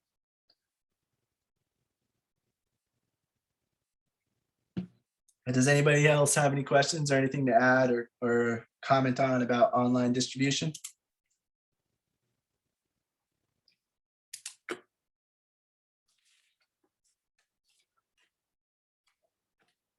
All right, moving on from that, we're talking about DVD and Blu-ray distribution, or what is called home video distribution. So just like with any form of distribution, be sure you look into whether the avenues are still open or not. Amazon used to have something that was called Create Space. They still have it, but not for this use case. But they used to have it be able to, it was a portion of the site where they would handle DVD and Blu-ray creation and ship it to anyone who bought your film with no initial cost to you, to the filmmaker. And they'd take 50% of the profit, which is like, it's high, but it's still pretty good because they're creating the DVD and they're shipping it out to the person. All you have to do is get somebody to buy it. That's no longer available. They took that down. They shut it down, I believe, in 2018. And now Create Space is, I think it's just for, it's either for audiobooks or it's for music. I can't remember which, but it is not for films anymore. So you always want to be sure to look into whether those things are still available or not, because even if you had heard about something or you looked into it and made a distribution plan based on that, which was available at the time, you want to be sure to check it's still a viable option as you get closer to wrapping production, and especially once you get closer to distribution, because many filmmakers had planned to use that service. Maybe they started making their movie in 2016, 2017. They heard about this service that Amazon does, and they're like, oh, we'll definitely use Create Space to create DVD distribution because we don't have to pay anything. And they're just going to take a cut of the profits, a big cut, but they're still going to do basically everything for us. And so, you start making your movie, you don't pay attention to that anymore. You're not looking into it to see if it's still open. And by the time you're done, even if you got done in 2019, you might not have seen that it was shut down until you go to try to distribute through it. And so if they were doing that, they probably didn't keep or try to have a budget so that they could create their own DVDs, and they either had to raise the funds for it or find other ways to distribute and just not distribute through DVDs anymore. So with anything, those sites as well, especially the smaller streaming services, find out about them. Make a distribution plan based on some of that stuff, but make sure that every 6 months, every year, whatever, you just check to make sure that it hasn't shut down or gone bankrupt, because that does happen. And so you want to make sure that you have a backup plan in case that does happen, especially if it's a newer service. Like, I'm not sure how long Amazon had that, but I don't think it was too long. And I guess they just figured that it wasn't worth the cost or wasn't worth the effort that they were doing because they weren't making enough money on it, which is very understandable from a business standpoint for Amazon to do. But it did suck for a lot of creatives and a lot of creators that were planning to use that service, because it took out a lot of the risk on their end from creating DVDs and Blu-rays at the beginning, because that does cost money. Which we'll talk about in just a second. So you'd also have to make sure that your contract, especially if it's a newer thing or something that's not as established, make sure that if anything goes wrong, it's on your contract that for whatever reason, if it shuts down or it isn't able to distribute your thing anymore, that you're able to distribute it in other places. yeah, and that's another reason why with the smaller ones, I would say always go with ones that allow for non-exclusive rights, or only get the rights for certain territories, because there were, I can't remember the names of them, but there were distribution platforms that independent people were using a lot because they were pretty good, they paid pretty well, they didn't take too much of a cut, and they had a pretty big audience or whatever. And they were using them, and I think they required exclusive rights, or they had something in their deal where when you upload to their service, it basically belongs to them. And so when they shut down, they went bankrupt, all those filmmakers lost their product. They lost their films and everything because it went to the bankrupt company's assets to help pay off its debt, so then they could sell it off to whatever company they want. But the filmmaker, like all the deals that were with the filmmaker, they were no longer viable because the company went bankrupt. So all those assets are then used to either sell off or just go down with the company if nobody buys them. And even if somebody buys them, that deal with the filmmaker is no longer there, because now the new deal between whatever company is between them and the bankrupt company. So the filmmaker is no longer involved. So even if they did buy your film, you're not going to see any funds or revenue from it. So it's always a good thing to check and make sure that you have, even working with distributors, we've talked about this before, but check and make sure that somewhere in your contract, there's a clause that says that in the case of them going bankrupt, all the what's it called? All the materials and everything that they've made for the film, as well as the film itself, belong to you. So if they're the ones that made the poster, the key art, trailer, that stuff goes to you if they go bankrupt, and you don't have to like really pay anything for it because it's just yours. Yeah, that's super important, especially if you're working with one of those smaller or not as well established companies. Yeah. All right. The GorillaRep.com, letter B in the syllabus underneath underneath DVD and Blu-ray distribution. This stuff. So home media or DVDs and Blu-rays aren't as profitable as they once were.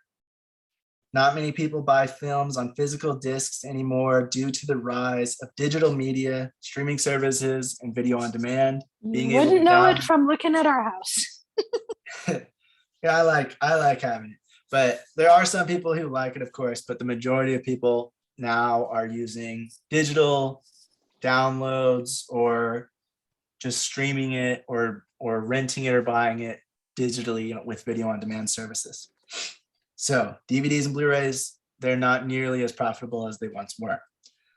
The only major companies in the US that still sell DVDs are Redbox, Walmart, Target, Best Buy, and Family Video in the Midwest. Never heard of Family Video, but that's because I don't live in the Midwest.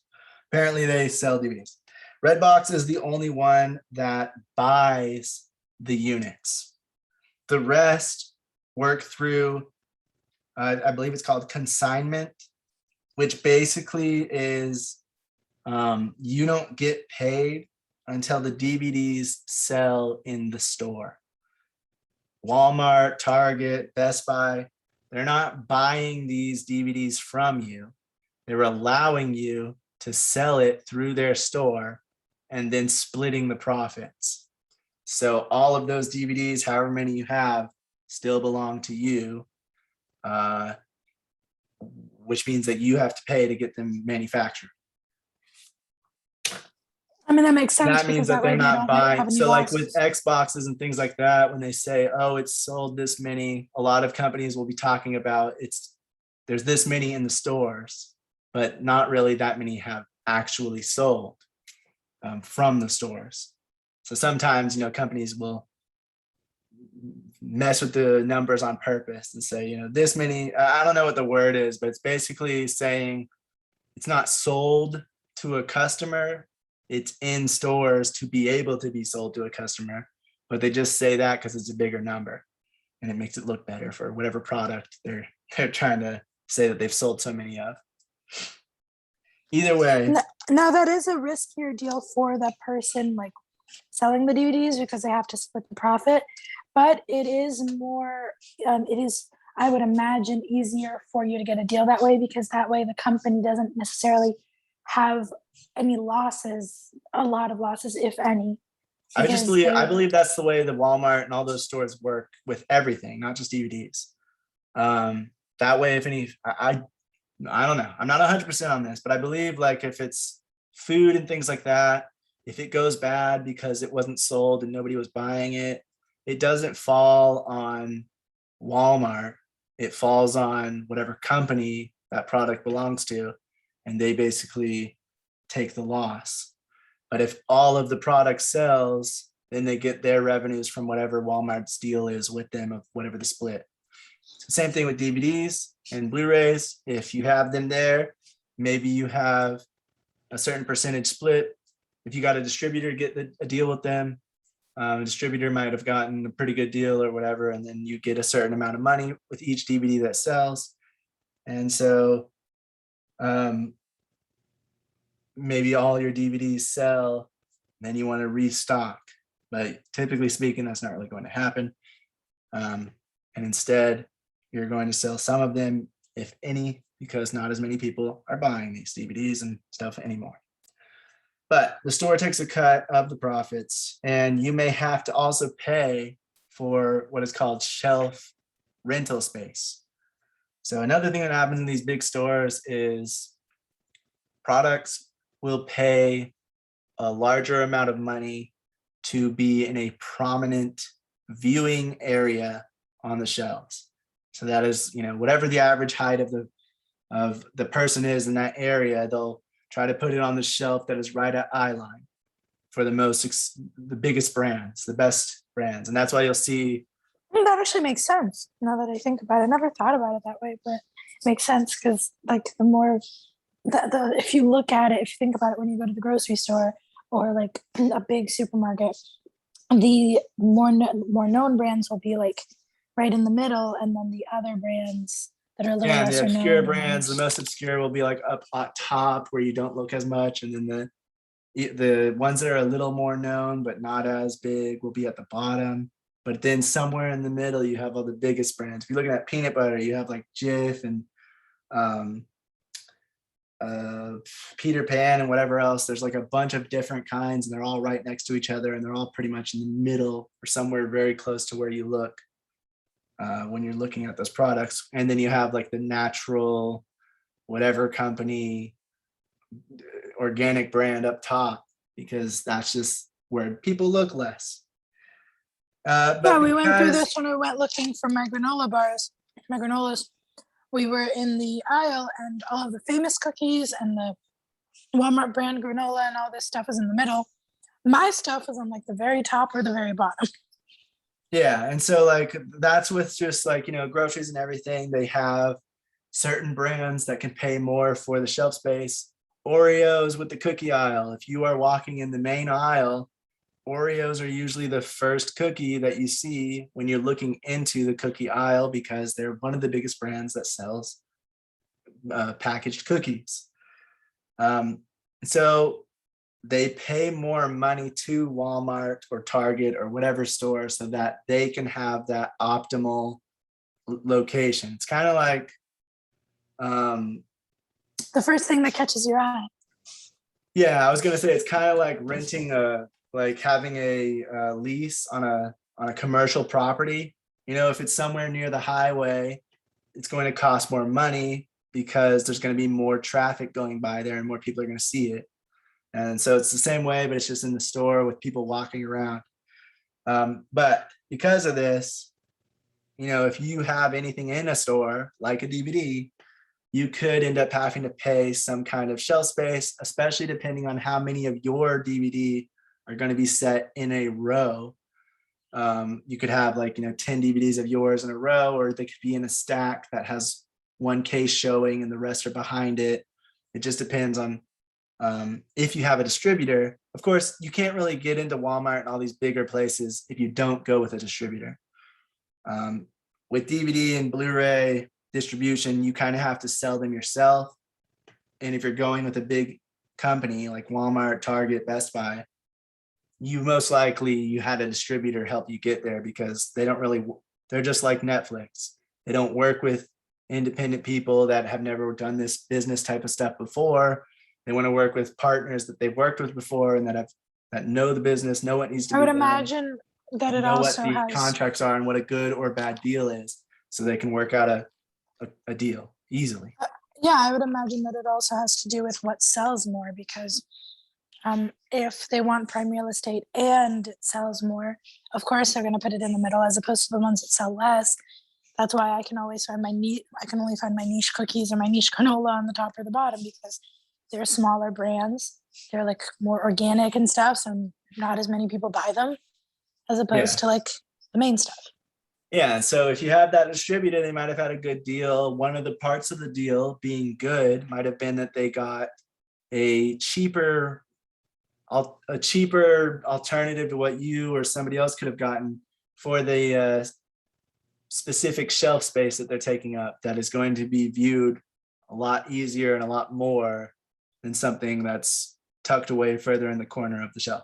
Yeah, but I'm just saying, I would imagine that it also has to do with that. Like, are you making us money? Because if you're paying for the top one, but you're obstructing other brands that make us more money and also want the top one. Well, you know. I don't know. I think it's a little, I don't know, maybe. I think it's a mixture, probably. On Walmart's end or whatever, they are, if you're paying to be here, I don't care if you're selling your tennis shoes. You know, you're paying to be where Nike wants to be. You're paying more than Nike pays us, so Yeah, but you go also right ahead. see, you also see, but I mean, then yeah. that company isn't going to be able to keep their shoes there because they're not selling as many. but that's why you see Walmart is constantly on rotation, especially our Walmart, with stuff that they see that are selling, stuff that's not selling, stuff that comes in and goes like on top shelf, on like the best shelves or the most visible ones, and then a few weeks later they're gone because they weren't selling enough. Vish said, I think aggregators models fits better with Walmart. Aggregators, well, are you meaning distributors? Because aggregators don't do physical distribution. They're only for getting you on getting your film ready for online platforms. Distributors, they're the ones who you do like theatrical and home video distribution as well as online, depending on what distributor you're going with. Some of them just do online, some of them don't do online at all. Just different companies doing different things. Yeah, it was just a metaphor, and I was wondering, like, Vish said, but how many distributors do they have to deal with? There are so many out there. Yeah, I'm not entirely sure on that either. I bet it's probably just depends on if the distributor is well known and they've distributed plenty of films and they have done home video, then they have most likely made contact with these companies to sell the DVDs, since these are some of the only ones that are still doing it. Which is some research that if you are trying to do home video through a distributor, you definitely want to look into, have they done home video before? Are they still doing it for my genre, for my type of film, for my budget level and all of that? yeah, and that's kind of where I wanted to get with that metaphor that I was talking about Walmart. Where I wanted to get was like, I wonder if there are some distributors where they make them more money. So they're more popular, they make us more money, so they will automatically get more visibility than the up and coming ones that also want. Oh yeah, I'm sure pre-established, like it's just like any other thing with networking and like if the distributor, the person that owns the distribution company actually knows somebody over at Walmart, one of the buyers or whatever, I'm sure they can get a better deal because they actually have that personal relationship. Like, come on, man, do me a favor this once, I swear, blah, blah, blah, blah. But yeah, I wonder, because that would also just be that the distributor picks better movies. They pick ones that have better key art, and they don't just go with any old thing if they are consistently getting pretty decent sales on home video distribution. Because they're not gonna, because if you're going through a distributor and you're going through these stores, obviously, like I said, they don't own this product, you do. But if you're going through a distributor, the distributor is taking on the risk, manufacturing these DVDs and Blu-rays, and they're the ones that are bringing them to the store. So they are the ones who own these Blu-rays and DVDs. And the cost of producing them are on them. So they're not just going to do it for any movie that has crappy key art. They're not going to distribute just anything. And they're definitely, at this time, because home video is dying off, they're not going to just make any home video distribution deal. They will definitely look into it and see if it's even viable before they go with it. And then if they think it's viable and they've already had connections with these bigger stores, they'll probably be able to get in touch with them. And then if the stores think it looks good and they're like, okay, we trust you, we've worked with you before, or they just like the key art and they've never worked with them before, but they see that they've done business, that the distributor has done business before, they might accept them in. And I guess it really just depends on multiple factors like that. The mood of the buyer, how much money the distributor is willing to pay to do rental, how many DVDs they're trying to sell, what the deal is, what the cut is. All of those things probably come into account when doing all this. I do know that Redbubble does have a few more obscure films every now and then. Like it's not just the Redbubble? not Redbubble. Redbubble's the Redbox. Redbox. Yeah, Redbubble's another thing that I like. But Redbox, yeah, I have like we go there every now and then, and we do see a few more obscure films here and there. Oh yeah, this is right. Also shelf life, like Yeah, how long? like how long it's going to stay on the shelf, how long they're going to keep it there with no sales. The distributor will also, that's part of the deal with the store is, this is how long you keep it up, because Walmart doesn't want to keep a product up on their shelves if it's not selling. The reason why you see new products come and go is because nobody bought them, or not enough people bought them to where they're like, okay, we're not even going to try to sell this anymore because it's not making us enough money. So same thing with DVDs and movies. Like if they're not selling, then they don't want to keep it there. They want to replace it with some other movie that might sell. That way they're continuously making something off of their shelf space, because owning that store, costs them money. They have to lease it out and whatever else. So they want to make money as much as they can.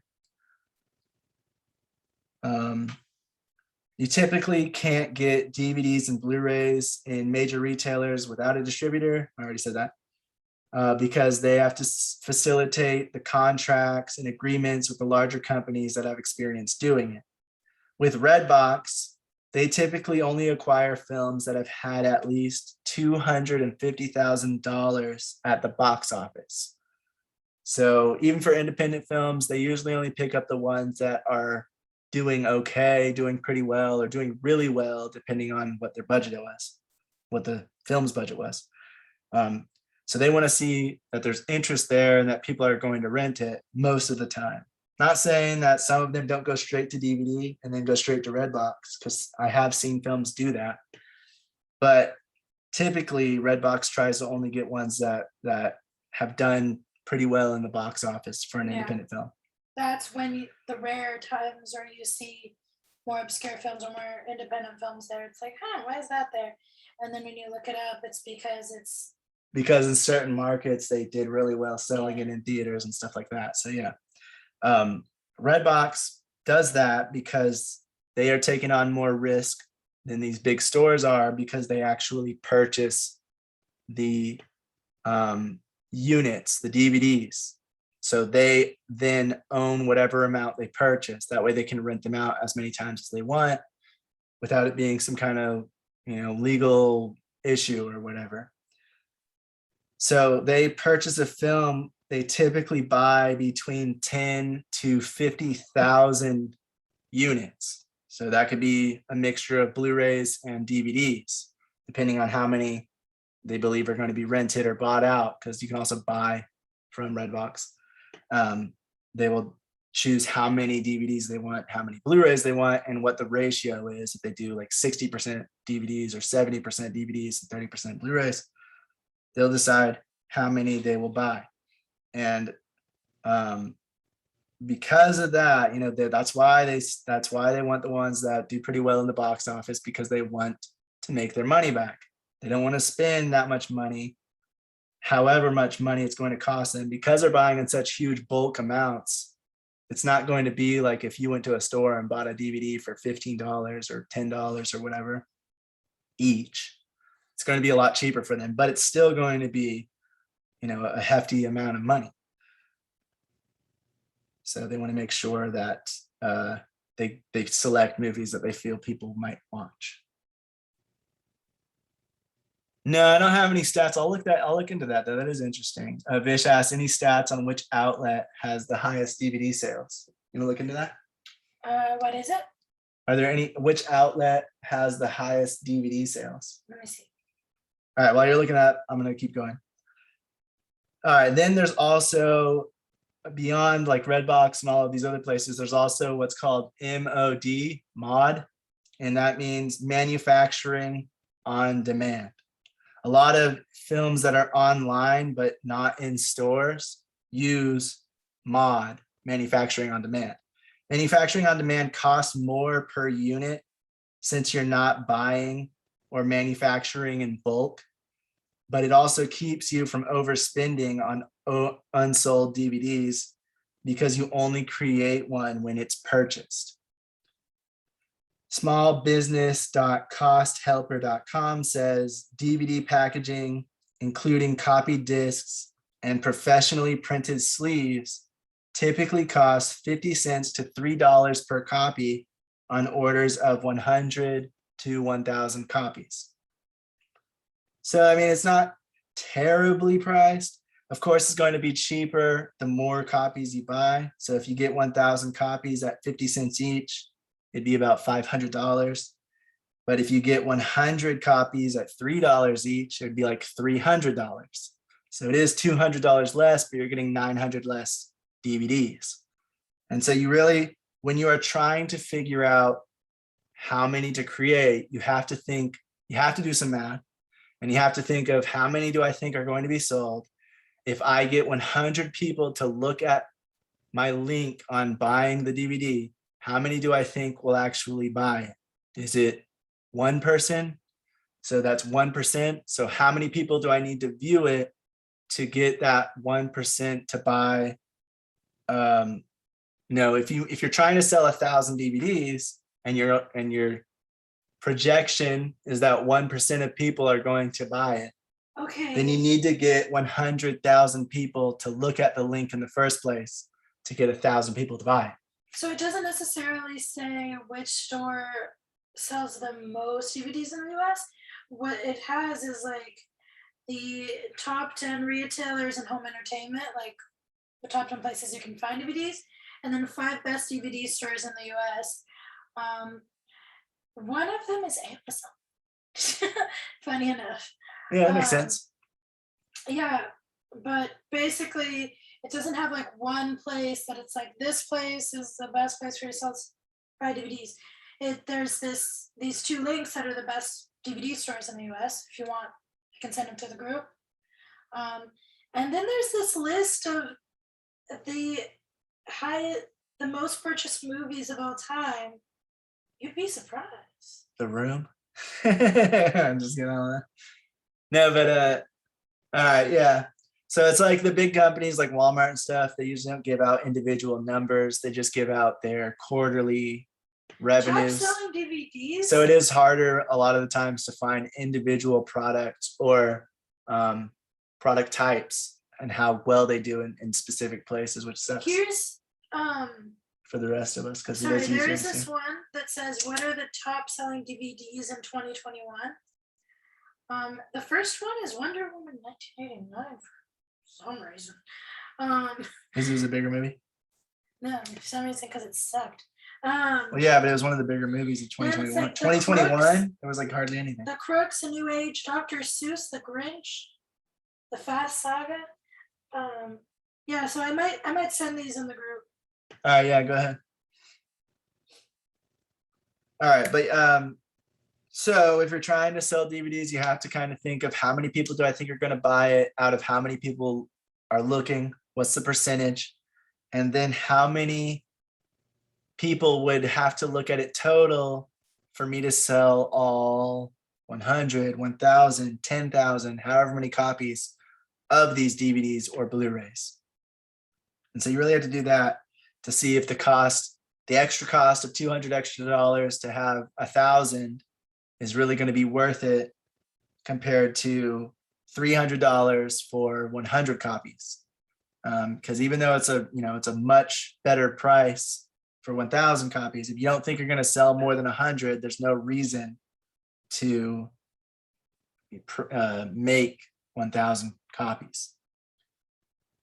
Then there's quick turn duplication. That's another website I found which offers retail-ready DVD packaging ranging from $1.75 each if you get 500 copies, $3.25 each if you get 50.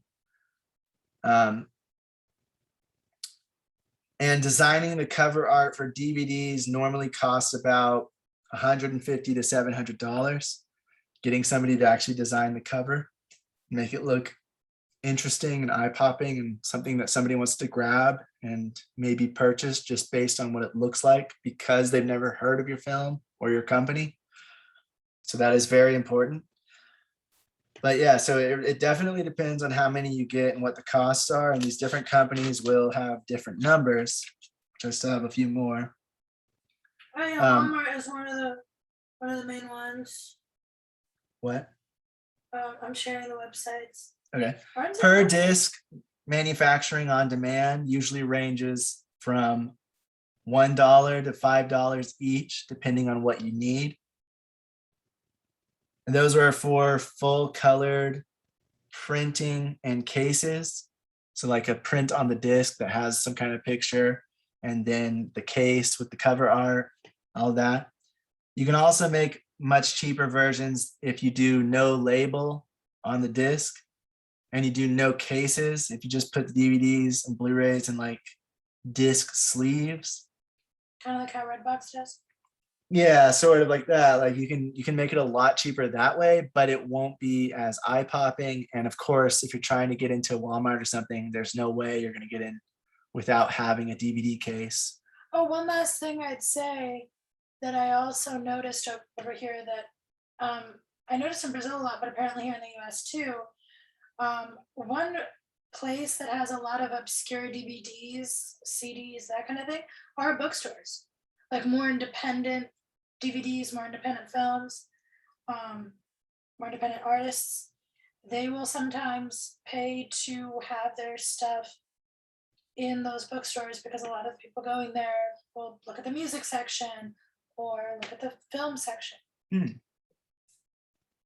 So yeah, I didn't know that was a thing here too, but I saw a few of these websites were talking about how places like Barnes and Noble and other bookstores have a DVD place. And with some of those, I believe it depends on the deals, it depends on the distributors and stuff. Some of them do directly through those companies, and some of them start out with like Walmart and bigger companies, and then whatever's not sold, they then take it to smaller retailers, local shops, and just try to sell it or make a deal with them as well.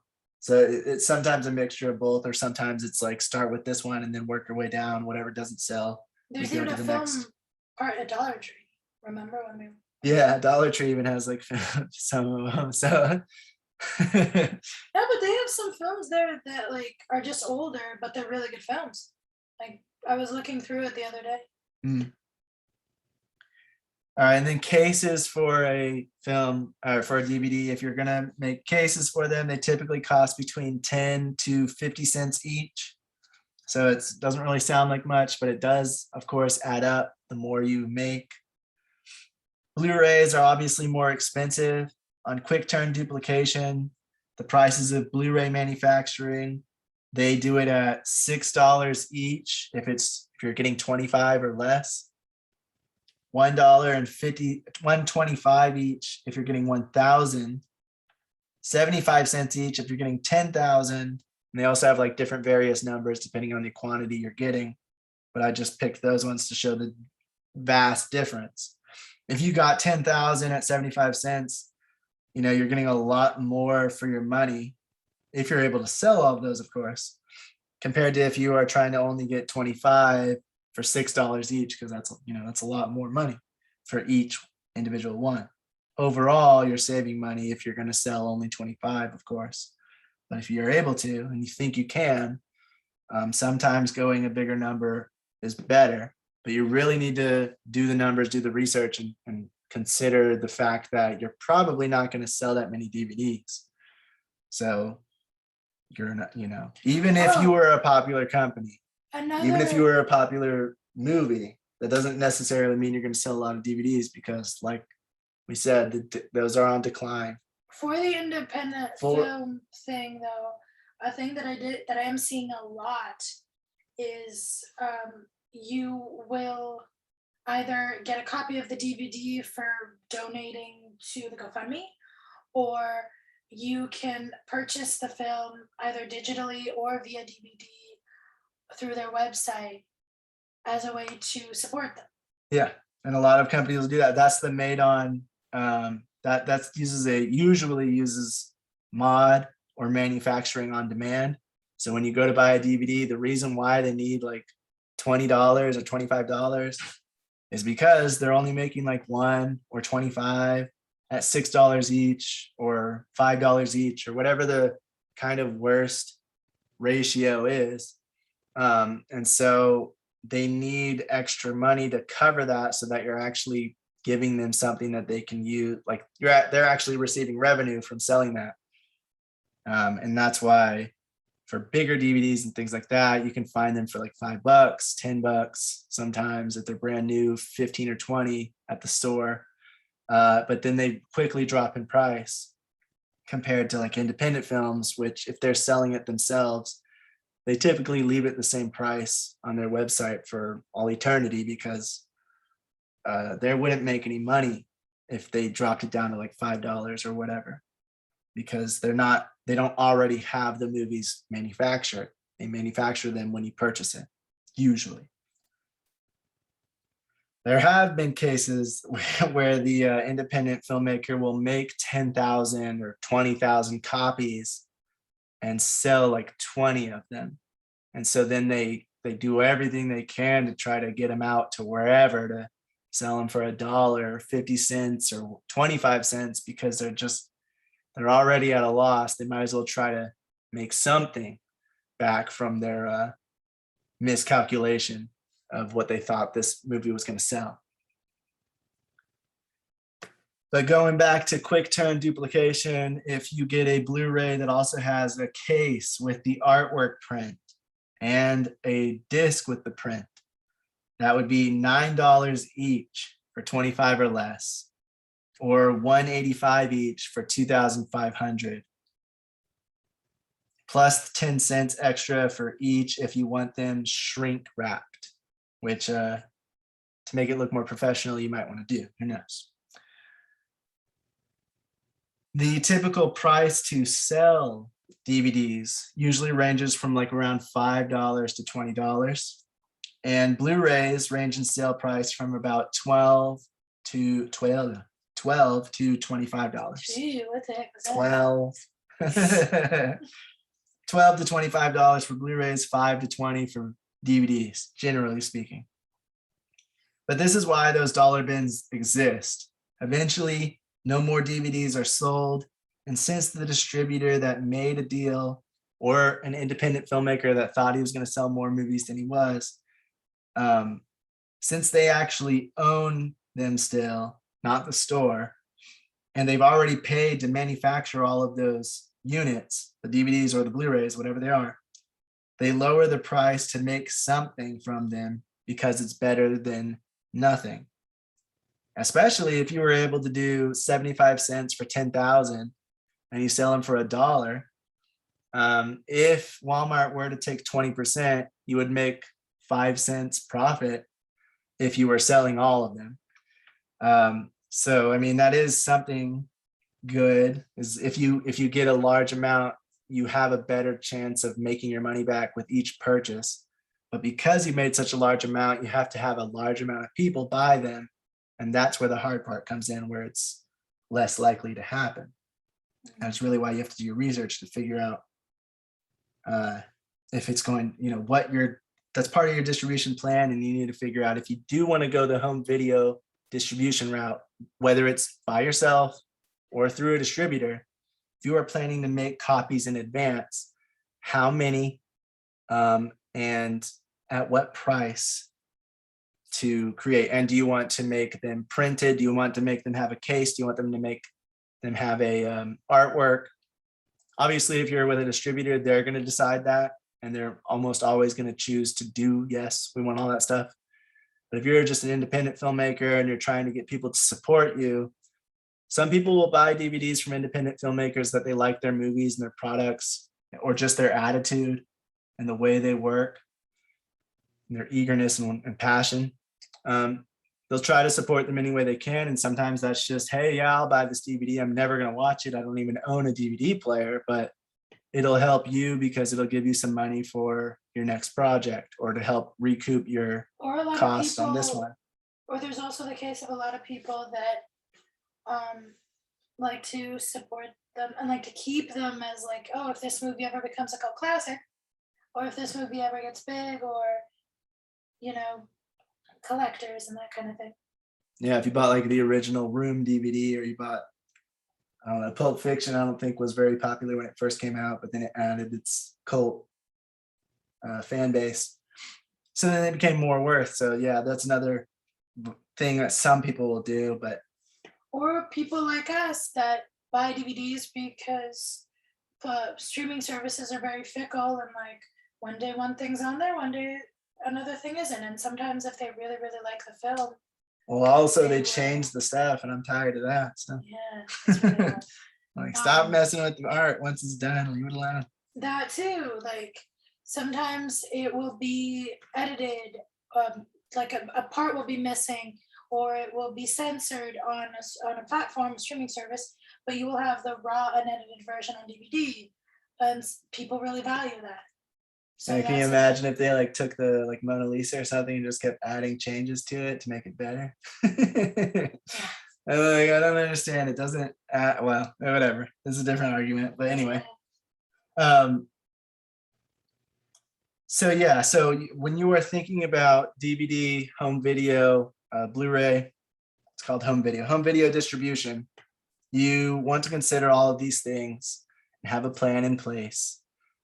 This is part of your distribution plan. This shouldn't be your only avenue, of course. You should also be thinking of either a theatrical or video on demand of some sort, or selling off your website digitally, as well as home video.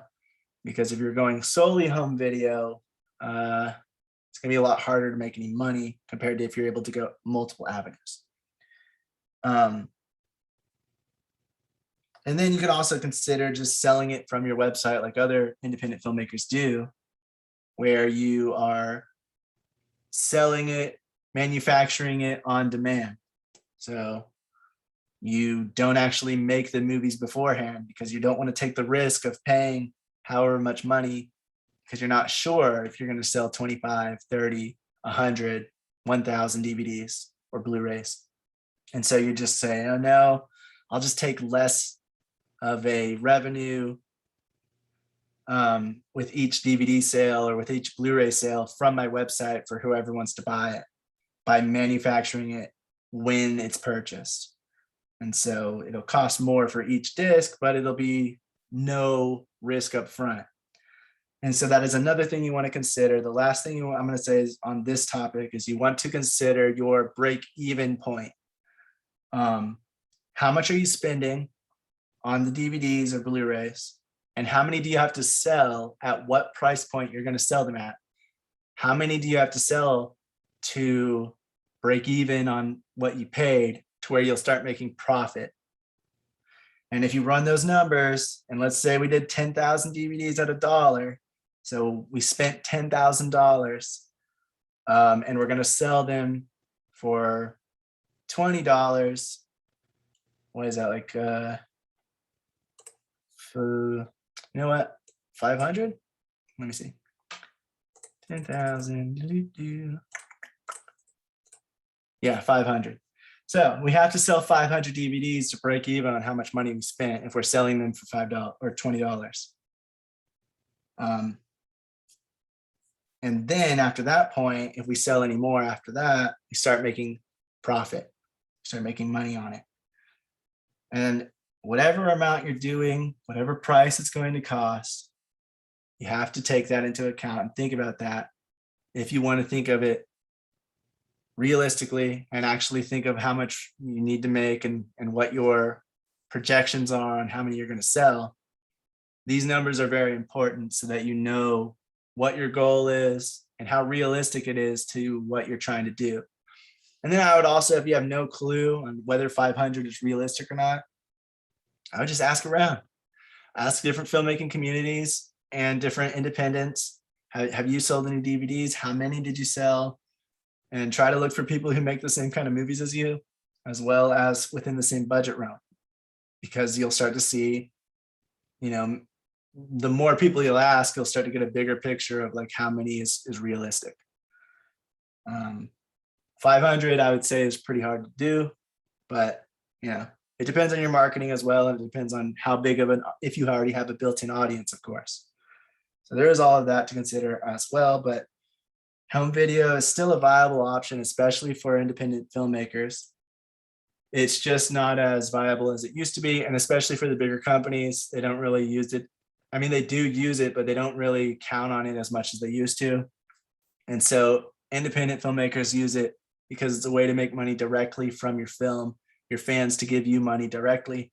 And like I said, a lot of people will do it to buy it just because they want to support an independent filmmaker, not because they actually want to have the DVD or watch it from a DVD. It's more like a collector's item or a perk. Or they're just going to throw it away when they get home, but they just buy it to help you out. Yeah. Which I'd be like, just give me money and I'll keep the DVD. And anyway, does anybody have I anything? feel like digital purchases, having a mix of the two is smart, because not everyone wants a physical thing. Some people do love physical things and they like those kinds of things. But sometimes having a digital copy is just easier for people that want to like watch it and okay, if I like it, I'll keep it. If I don't, I can just delete it. Yeah, I would definitely say I would recommend never just going full on DVDs, home video route. It doesn't really even cost anything if you're just going to post it on your website. But then it's also just, you know, there's plenty of platforms out there now where you can maybe make a deal. Even if it's a short film, you can sometimes just get on these short film things and get a few $100. And, you know, that's not great, but it's better than nothing. And then you can also try to sell it on DVD, which is another reason why you don't want to have certain clauses in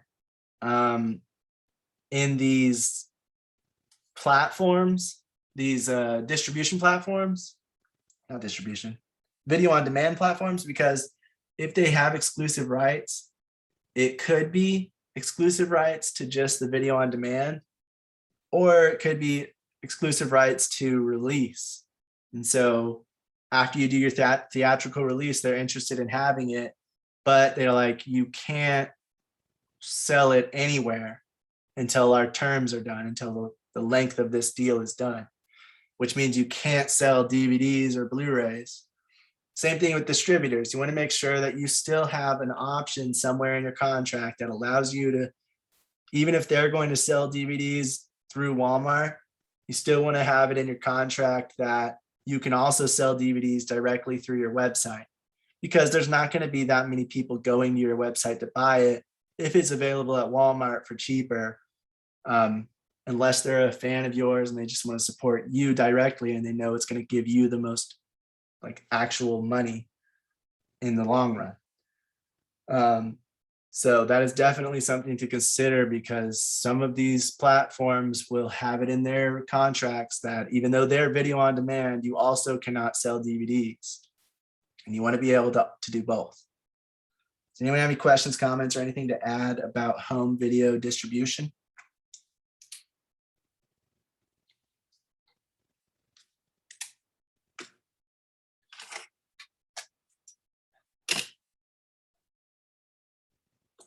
Okay, well, moving on from that, we're talking about the last thing tonight, film revenue projections or sales projections.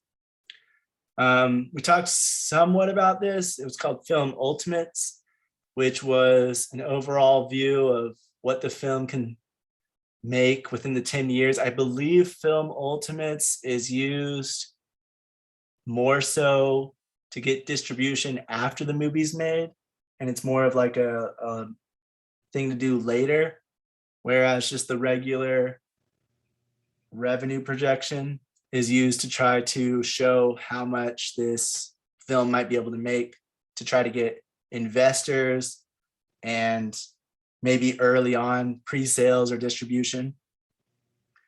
but I'm not entirely sure on that. It could be one and the same. But this is just some more information on revenue projections either way and how you get them done. This is from letter A in the syllabus. It's from Film Courage. The video is called Predicting How Much Money a Movie Will Make by Jeff. I think it's BluRay. Oh, that's a really good video. We watched that like months ago before.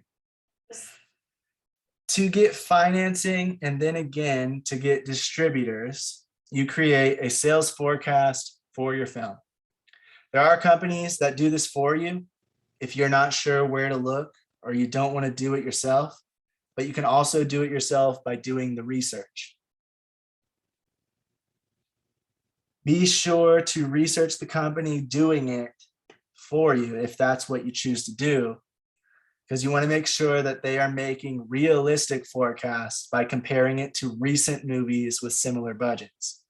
Sales forecasts are often made with levels. Some do around 5 levels, some do 10 or more. It just depends on who's doing it and how many levels they want to make it. But the levels being worst case scenario, bad scenario, average, good, best case scenario, so that you have these like different, actually you can see it right here. And you look at international analysis or domestic analysis, you can see there's low, medium, and high.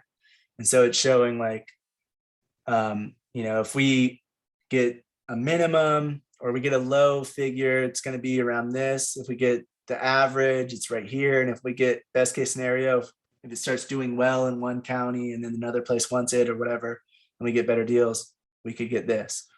And if you're getting it from a sales agent or something, they typically do about 3 levels. But if you're doing it yourself or you're doing it through a company, it will depend on each one, how many levels they do, just to show the different numbers at, at these, like what can happen if the movie does well, if it does average, or if it does bad, or if it bombs.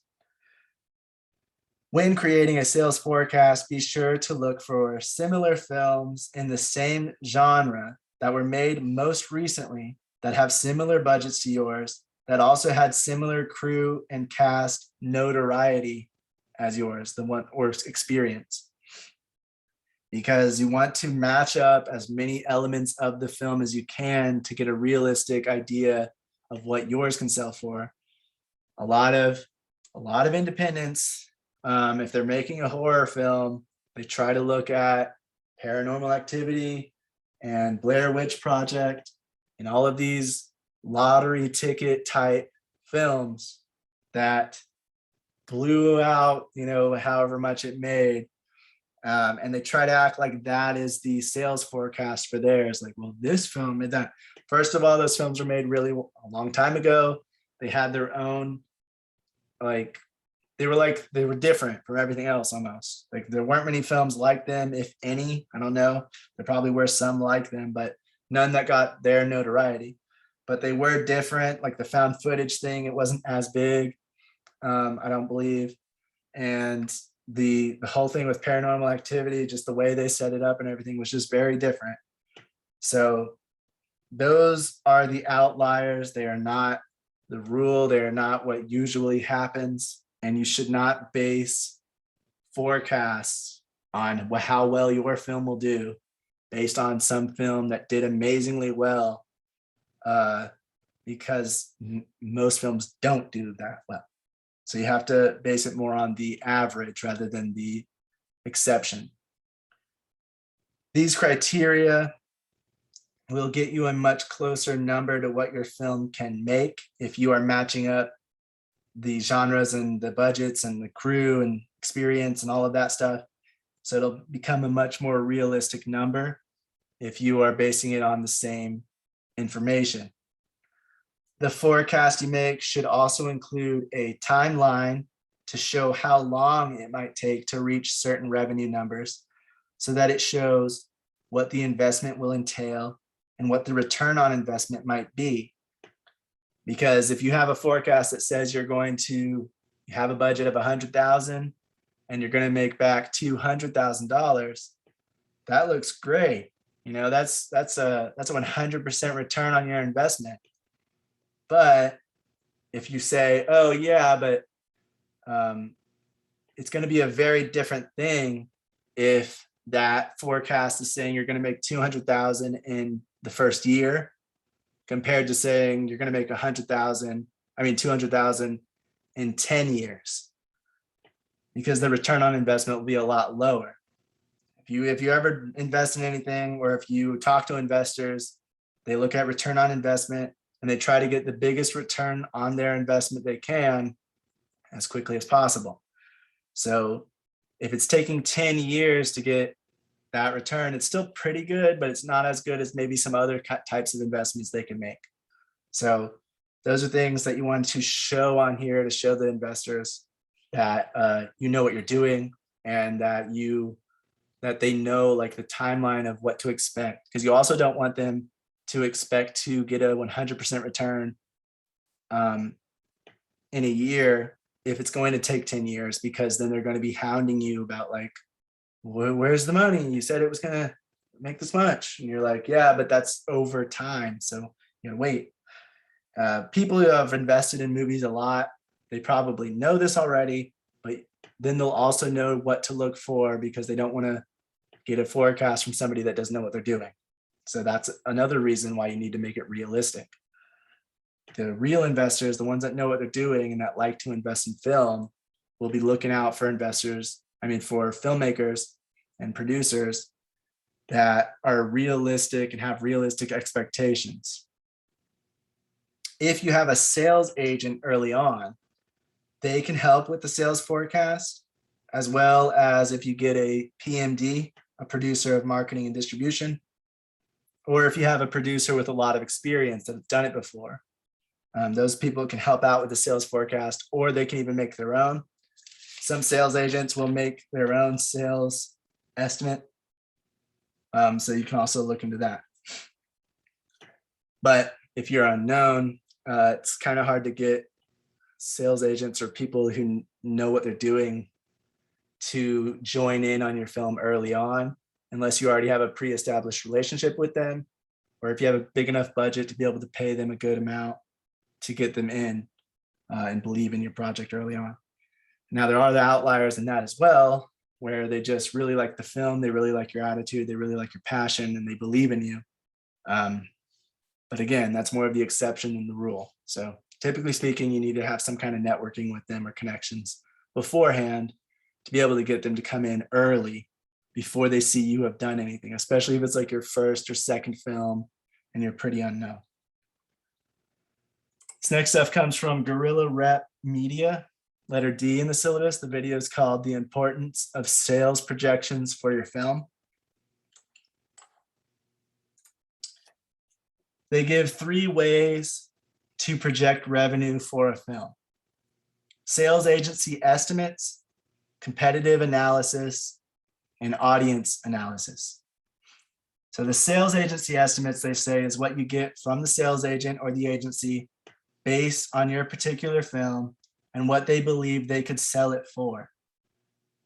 The important thing to note here is that normally they do high, mid, and low estimates, but they also typically inflate the numbers because they want you to sign on with them. So he says sales agents and sales agencies, you have to research. Again, you always have to research the company and make sure that they give realistic estimates, that other filmmakers, other unknown independent filmmakers like their business and are like, yeah, they are making the money that they projected they would. Yeah, because there's a difference between a company being positive and optimistic about your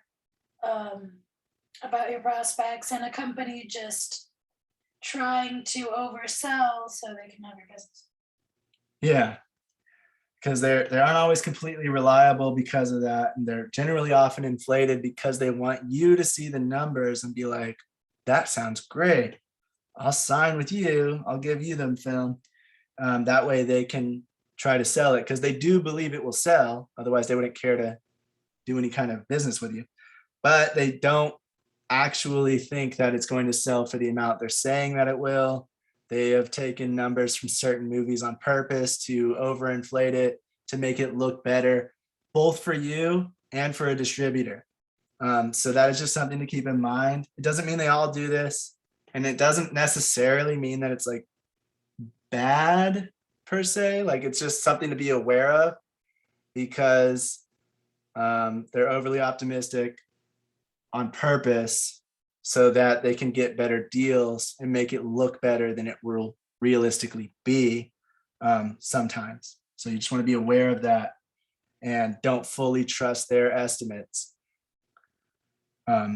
when you receive them, even if you do have a sales agent, unless you know the sales agent and you already trust them and you have a pre-established relationship, or if you've done your research and a lot of people agree that they are realistic with their numbers and they don't overinflate them, then you have a better chance of believing what they come up with. But when they make their high, mid, and low estimates, so something like this page right here, if they start making deals with distributors and things like that, and international companies that start to come in below the low estimates, usually in a contract with a sales agent, you will typically have where if they are starting to make deals below their low estimates, or if they could have a deal, but it's going to be below the low estimate that they estimated, then those typically need to be approved from the filmmaker in most contracts. Not always. You always have to check the contracts. That's another thing. You got to make sure that these contracts have this type of stuff in them, or you get an entertainment lawyer to look it over so that you make sure that because they'll know that you need this in there. But that way they can't just start making deals to make money because they aren't selling it for the deals that they said they would. You have the final say in whether you believe that's worth it or not.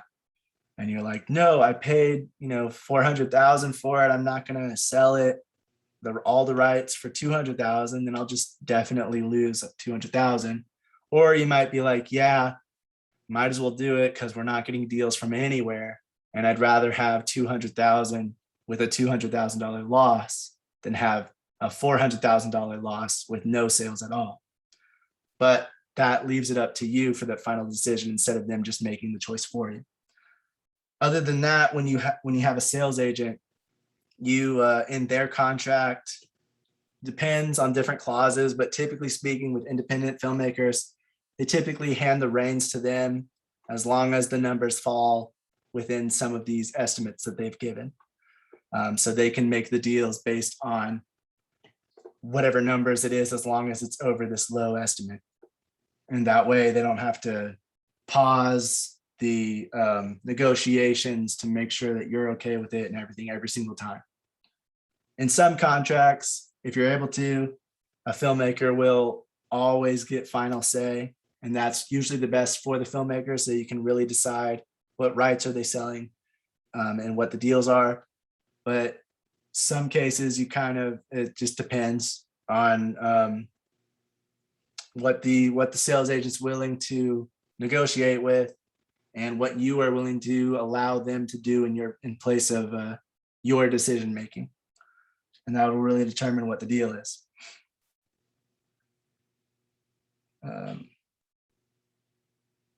But yeah, it really depends on each agency and each agent. So always do your research to ensure you have a more reliable one than just one that's going to say something ludicrously, ridiculously expensive when it's not going to come anywhere near that. And anyone in their realistic, sane mind would know that that's just a load of crap. Also, because like I said, if you have a savvy investor that knows about this stuff, they're going to see that and they're not going to trust it. And that's going to make you look bad and you look more amateur, both for distributors and for investors. So you always want to just be aware of that and try to get good, reliable companies and research, and always look over your contracts, entertainment lawyer to check. research your entertainment lawyer too. And you just a lot of stuff you have to do, but you need to make sure to do all this so that you get good deals all over the place and you're not getting screwed over from every angle. All right, the next way you can do a revenue or sales projection is with competitive analysis. That's doing the research of the similar films to yours, what they've sold for in different regions, and making your own estimates based off of that information. So that is a way that a lot of independent filmmakers go that route, because they can't get a sales agent that early on, and they can't get a sales agent to give them estimates because they don't just give them out to everybody. So they usually have to do the research themselves and look into the places and do it. So that information, it's only going to be as good as the data you find and your methodology of doing it, of how you acquire that information and what sources you are using, and if it's trustworthy or not. Then there's audience analysis, and that's finding your target audience, what they buy, and making estimates based on those numbers. It's kind of the same as what we were talking about with DVDs and Blu-rays, and how many you think are going to see the ad compared to how many are going to buy it. But you're looking at it based on who's my audience, what is their buying power? How much money do these people have? Are you targeting it to kids and teenagers? Is yours a family kid movie? Because if so, that's going to rely on the parents to fund their viewing experience, compared to if you are advertising it to young adults where they have their own money and they have more money to spend than maybe a family or something like that has 3 kids, and so they don't have as much expendable money. So all of that type of stuff will come into, we'll talk a lot more about this next semester too, because this is a lot going into marketing and finding your target demographic or your target audience. That is a huge part of how you determine where and how much and what to market and how to do it. But you definitely want to find that, and then start making estimates on what you believe that group is going to be able to spend and where they're going to spend it and how. So do they buy DVDs? Do they only go watch stuff on streaming services? Do they go to the theaters a lot?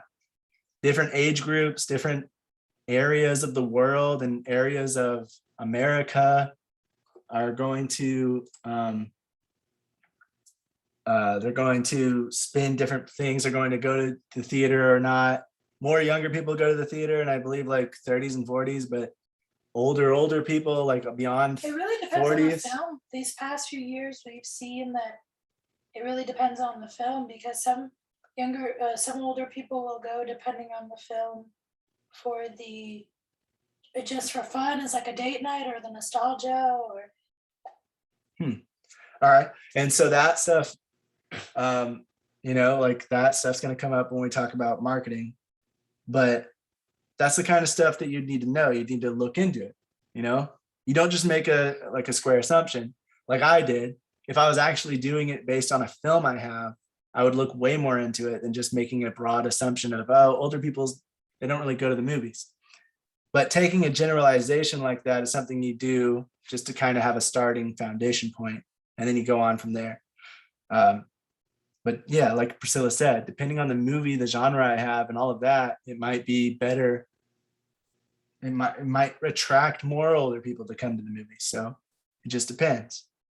Either way, I'm figuring out who my audience is, and I'm doing research on how they might watch my movie. From what we've been learning this semester, though, independent filmmakers should do like a mixture of all 3 of these, both for the market data and for accurate projections. They should do a mixture of, if they can, get some sales agent estimates, but then I would say also do a competitive analysis looking at different films, what they were able to sell for, and what the deals were with the similar criteria to yours.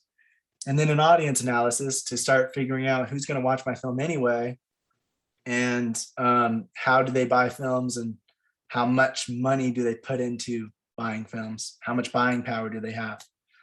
So you should do like a mixture of all three to get really the best numbers, because you have the broadest view of what can happen. For independent films, you don't want to have a larger budget than your projections, or you're 95% of the time not going to make your money back to even break even. And you'll have a harder time getting funding for your next project. So that was another very serious point of why you don't want overinflated estimates, why you want realistic numbers, and why you want these at all. It's not just to get financing. It's not just to get sales. It's also so that you know yourself, how much money is this film even going to be worth in the end? Because if it's only worth $150,000, I don't want to do a budget that's $200,000. That's pretty much guaranteeing I'm going to get at a loss. Because even if it sells at the high end of being $175,000, I still lost $25,000 at the end of the day. And so you really want to have to budget around that. And if you can't, you have to go back into your story and rework it a bit to bring it under the budget that you need to be at. And I would say, as an independent filmmaker, I wouldn't even really want to go like close to what the estimate is. Like if it's like I said, if it's 150,000, I'd be like, okay, 100 to 120 max for the budget, because I don't want to get too close to that 150, because that's just an estimate. It's not a guarantee. Nothing of this is a guarantee. So even though 85 other films that are exactly like mine, in the same genre, budget, experience, whatever, sold for that much, that doesn't guarantee that mine will. So that is always something to think about, and a definite reason why independent filmmakers, you need to do this kind of financial projection and market research to figure out how much your film's worth, so that you don't spend more than you're going to even make at the end of the day. You try to keep your budget lower than your estimate by a good sum, so that when you do, if you do happen to get that estimate, you actually make a profit, which will look great for you, your investors, your distributor, and your next project. You'll be a lot better and easier to get funding for, compared to if you lose money, then it's going to be a lot harder to get the next project up and running.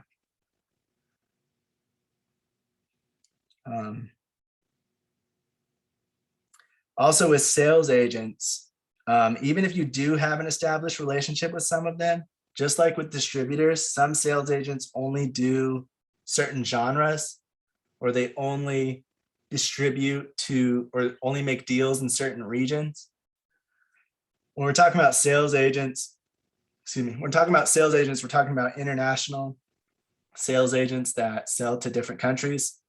Some of them are better at selling to Asian countries or South American countries, European countries. It just depends on that sales agent. And some of them only do certain distribution in certain areas. And then you have the producer reps or the domestic sales agents, which sell nationally, domestically. And sometimes they only do certain kinds of distribution, like video on demand or whatever. They're better set up. They don't do it themselves, but they set it up with distributors. And sometimes they just have better connections with people. I mean, with the distributors that do video on demand, or that do theatrical release, or that do a mixture of all. So you always want to be sure that even if you have a relationship with a sales agent, that sales agent is selling the kind of movie that you have, and that they are going to distribute or sell to a distributor that is going to distribute in the way that you are looking to distribute your movie. Because also some sales agents, some distributors, they only do certain genres.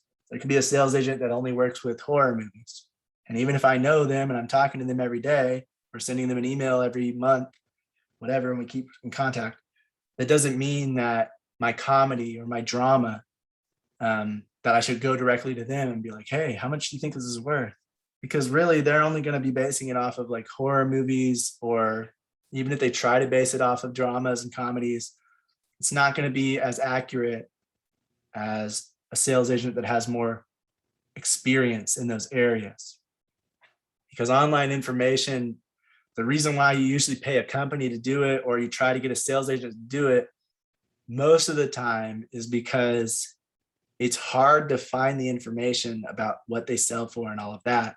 And those people, those companies will actually have experience in selling movies or distributing them. So they'll actually know what they are selling for. They'll know what the prices are based on experience rather than just based on hearsay or some website or doc or a blog that says that they've made certain amount of money or sold it for this or that. So that's all stuff you have to take into account. But because of that, you also have to take into account the fact that the sales agent, if they don't have experience with your type of film, or they've never worked with indie budgets before and they only work with 5 million or more, I mean, I guess that could be an indie budget too, but they've never worked with micro budgets or low budgets, then it's not really going to be that good, that comparable to go to them and get them to do your analysis, your revenue projection, because they just don't have the experience needed for what you're looking for. So be sure to research that as well when approaching sales agents. Like I said earlier, sales agents typically don't just do sales estimates for any filmmaker that calls them up. That's why you want to go to film markets and festivals before you even have a film, so that you can meet agents and network and establish relationships with people, so that you can have a better chance of getting in contact with them and getting help and figuring out the numbers and this type of stuff, because they'll be more likely to help you if they've met you in person and you've discussed it and exchanged numbers or cards or whatever, business cards, because they'll have a better recollection of who you are, and they'll be like, oh yeah, I remember you. Or they'll just be like, oh, we met, oh nice. And then, whatever, even if they don't remember you, you'll be able to talk to them, knowing a little bit more about them than you do just from contacting them online. Not to say that you can't contact people online, but it's a lot easier whenever you've actually met them. And going to film markets and festivals where those people are just makes it a lot easier to run into them, because that's where they are. So this will also help you when you're trying to get a sales agent early in development, and it may even get you some letters of intent, which means that they intend to represent you based on the current state of your film, which also helps getting investors. So if you have a letter of intent from an agent because you pitched them your movie, or you just talked to them and said, yeah, I'm a director or a producer and I'm trying to work on this film, I'm just doing some research to try to figure out how much I might make from it based on these other films that are here. They might be interested in talking to you further with it, and you'd be able to email them the pitch and everything, or you might be able to give them an elevator pitch there, or like a really quick pitch. And then if they give you a letter of intent, that means that, based on what you've told them, if you do end up making your film, they intend to represent you. And sometimes those don't go through. It's not a contract, but it's basically just showing that somebody is interested in doing this. You can do the same thing with distributors. And then when you bring that to investors, it really helps to sell it, or to get them to invest in it, because somebody's interested in it. So that's a good sign. And so they're more willing to give money to it. So all that stuff you want to take into account. For competitive analysis, you can also hire a company or a consultant to do this for you. But when you do it, you want to find about 20 to 30 similar films from the past 5 to 7 years. You want to do this because if you find a film that's like 10 years old, the market was so different. The market's constantly changing. Now we're aiming more towards streaming, and DVDs and Blu-rays, they used to sell, now they don't. as much. So the numbers are all different, and the way you get the distribution is different, as well as how much content there is. There's a lot more content than there used to be because there's a lot more creators, because equipment has gotten cheaper, and there's a lot more softwares and things that really help speed along the process and allow independent filmmakers to try to catch up and do some of the stuff that they couldn't do 10, 20 years ago. So using films from that long ago won't give you as accurate of a projection as using more recent films, because the recent films had a lot of the similar market conditions that they did, that these ones have now. For audience analysis, who is your core demographic and what is their spending power? I already said that. Does their demographic by media? How do they do streaming, theater, TVOD, AVOD, DVD, and Blu-ray? You want to find similar films to yours. Their ratings and reviews also you want to look at, and start to compile who liked the film and who didn't. So when you're doing audience analysis, that's one way you can do it. Going to IMDb and going to Rotten Tomatoes and looking at it and seeing who liked it, seeing if you can find their social media or whatever, and seeing, how old are they, what's their gender, what's their ethnicity, where are they located, are they in another country, are they in South America, North America, Northern United States, Southern United States, Canada, Western United States, are they in like LA, or are they over on New York, where are they at? And basically just compiling a list of, okay, a lot of women said that they didn't like this film and more men were saying that they did. So maybe my audience is men, or maybe they're more, my audience, my core demographic is going to be more aimed towards men based on this stuff, because my film has similar things to whatever film I'm looking at. I also want to look at stuff like, is your demographic underserved, or are there plenty of other options for your type of film aimed at your core demographic? So you could be like, I'm making an action movie. It's a B-list, a B movie, action movie, with just a bunch of shooting and shootouts and whatever else. Then you might see that it's kind of overinflated, and there's plenty of those, and there's even high value versions of that type of movie. So you might be, it might be oversaturated with that type of film and harder for you to break into that market. Or if your research is finding that there haven't been any multiple similar movies like that in the past 5 years, then your core demographic may be underserved. It could be a certain genre of film. It could be a certain type of film. I saw one that was doing first person view, and that's like very rare. And so they found their core demographic. They saw that, certain people like it. It will work for virtual reality somewhat, and, things like that. And they just found like who their market is and then tried to sell it to them. I don't think they ended up making it work out, but it's probably because, first person movies are pretty hard to make, pretty hard to sell. But it is an underserved demographic because there's not many of them. So if you were to make a good one, and if it was to take off, unique and creative, it also, I would imagine, helps a lot, like creativity wise, it would be more, it could be more contained. Like there's a lot of things you can do with it. Yeah. And so like I it feel like really, it would take some getting used to though, huh? what? Like I feel like a first person film would be kind of jarring at first. Oh yeah. Yeah, but I mean, it doesn't just have to be like something as wild and crazy as that. It can be something a little more toned down, like we're doing a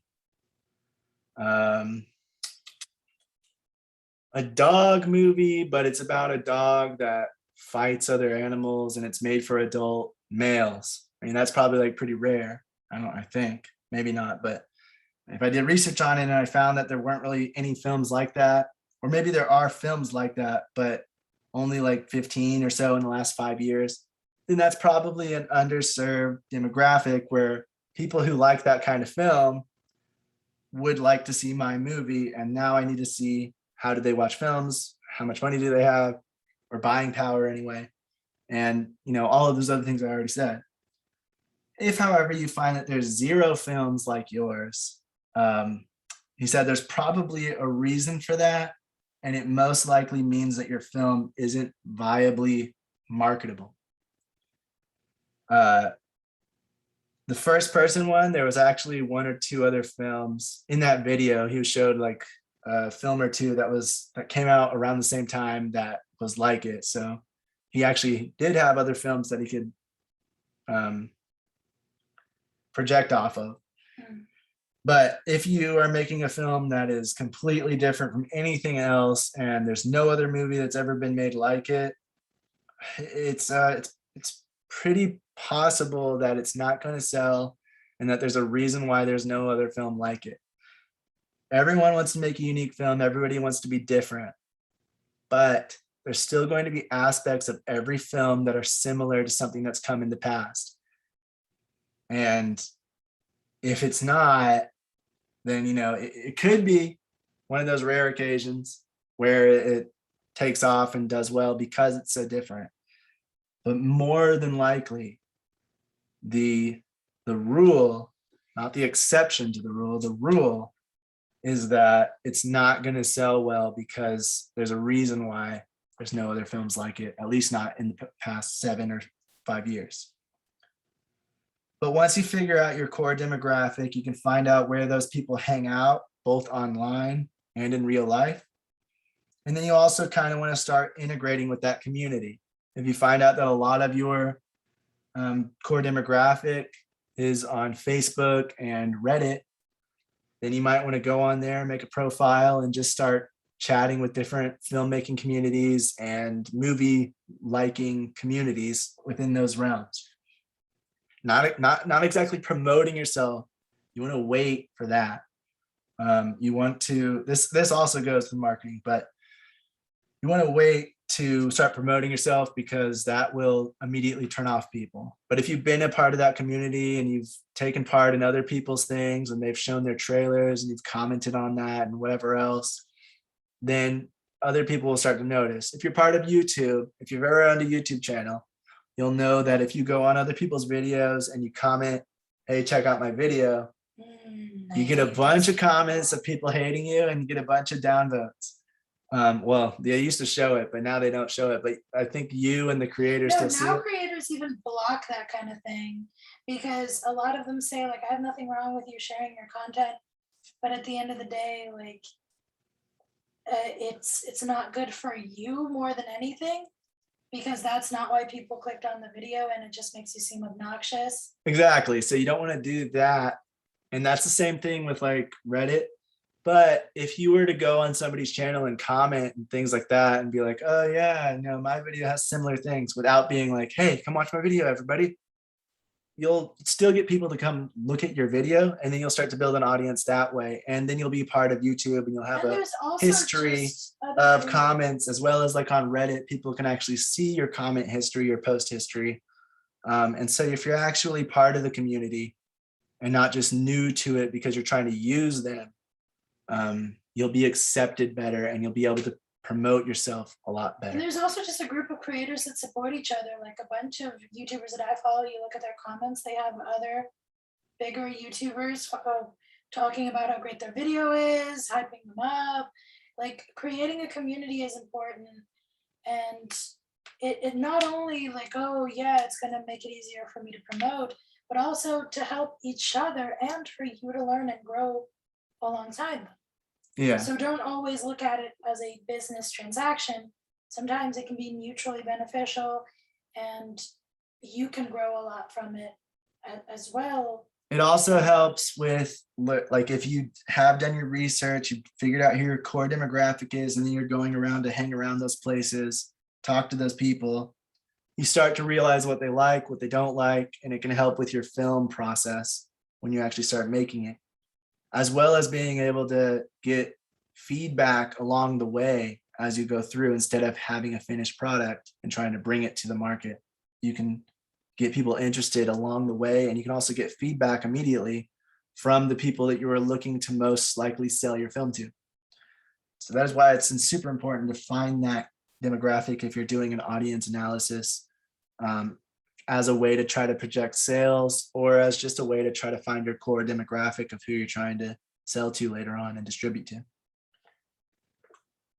All right, this last bit of information comes from Skatina, I think it's Skatina, and Rosner Films. It's letter E in the syllabus. The video is called The 3 Ways to Project Revenue for Your Indie Film. If you are paying a company to do the projections, you normally want to be sure that the company sells or distributes films themselves. Because some companies and startups run projections based on algorithms instead of experience, and those projections are often worthless. So you definitely want to make sure that they actually have experience in sales, selling things, so like a sales agency or a distribution company of some sort, or have done that in the past and now have moved on to projections. Because the startup ones and the new companies that have never actually done it don't actually have the experience in it. And like I was saying, for getting a sales agent that only does horror films and trying to get them to project and make an estimate based on my action film, it's going to be very different numbers, and they're not going to really come up with the most accurate thing because they don't have that much experience. So if you're going to the company that's a startup and they're just using algorithms to find online information, first of all, where are their sources coming from? And second of all, even if they're finding pretty good sources, you still can't fully trust an algorithm to do it compared to actual experience of selling and distributing films, because they'll just know the numbers better. They'll be more realistic with it. They'll see what films are actually selling for and not what the numbers online are saying. Furthermore, savvy investors will also want to know what company ran your projections. And if it's an unknown company, it can also often work against you, especially if that company didn't actually know what they were doing. It can also make you look like an amateur, like I said earlier. So you want to make sure you have realistic projections, realistic estimates, because if you don't, and you're trying to get investors, if they've invested in film before, or if they're just a smart investor that's going to look into stuff, then they're not going to invest in you because you're going to look like an amateur. You're going to look like somebody who doesn't know what they're doing, and going with a company that doesn't know what they're doing. So obviously you don't know what you're doing if you're hiring a company that is basically a scam. Not really, I mean, not necessarily a scam, but they're not giving you anything worthwhile. So you definitely want to watch out for that. And also remember to ask around in filmmaking groups and people, producers, sales agents, distributors that you know, to see what they think about any projections you do or when you pay someone to do. You always want to make sure to check with others. Hey, does this seem realistic? If you know any filmmaking friends, or if you are part of those filmmaking communities already, just ask people, is this realistic? You know, I paid this company to give me a projection, and if anything feels off, definitely ask other people about it and just see what others say, because they might be like, hell no, this is nothing, this is nowhere near realistic. Or they might be like, yeah, it's pretty spot on. Or yeah, I believe so. I mean, you'll get more of a better overview of how realistic and how accurate this projection is based on multiple people's experiences. And then again, projections aren't guaranteed. So you also never want to use them as collateral, or you don't want to try to guarantee your minimum projections to your investors. Just because there's a low end does not mean that is a minimum guarantee of what you're going to make. And they said that they get a lot of independent filmmakers that try to come or try to go to investors and use it as collateral, being like, yeah, we're going to make, almost like it's a pre-sale, but it's definitely not. It's just this could be how much you make. But they use it as this is how much we are going to make. So go ahead and give us your finances, invest in us, because the low end, we're going to make $1 million. So clearly we can make, a 2 million easy. because that's the average or whatever the average is. And you don't want to do that. You want to make sure that your investors know that these are just estimates and nothing is guaranteed. You might make $0. You might not be able to sell it at all. So they need to be aware of that and be aware of the risks that they're undertaking. Part of that is on the investor for doing it if they just decide to, but also part of it, ethically speaking, morally speaking, is on the filmmaker. And it doesn't look good next time you try to do a project if you were able to screw some investor over by promising them the world and giving them nothing. And then again, genre definitely matters. Action and thrillers are the easiest to sell.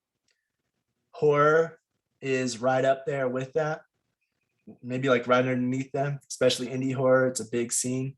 A lot of people are fine with a cheaper looking horror film as long as the horror is done well. Thrillers as well. I would say action is a bit of more of a, if it's a bigger budget, lower budget action films, it really depends. Some of them, like the B action movies, people love to watch just because they kind of like watching it for how campy or how crappy it is. But I would say that's not like I don't know. But in my opinion, I would say action is easier to sell whenever you have the budget for it. Compared to thrillers and horror, where they can sell for really cheap budgets. I mean, you can look at paranormal. So it just like, even though that's one of the outliers, it still shows that even a $10,000 budget can sell a film.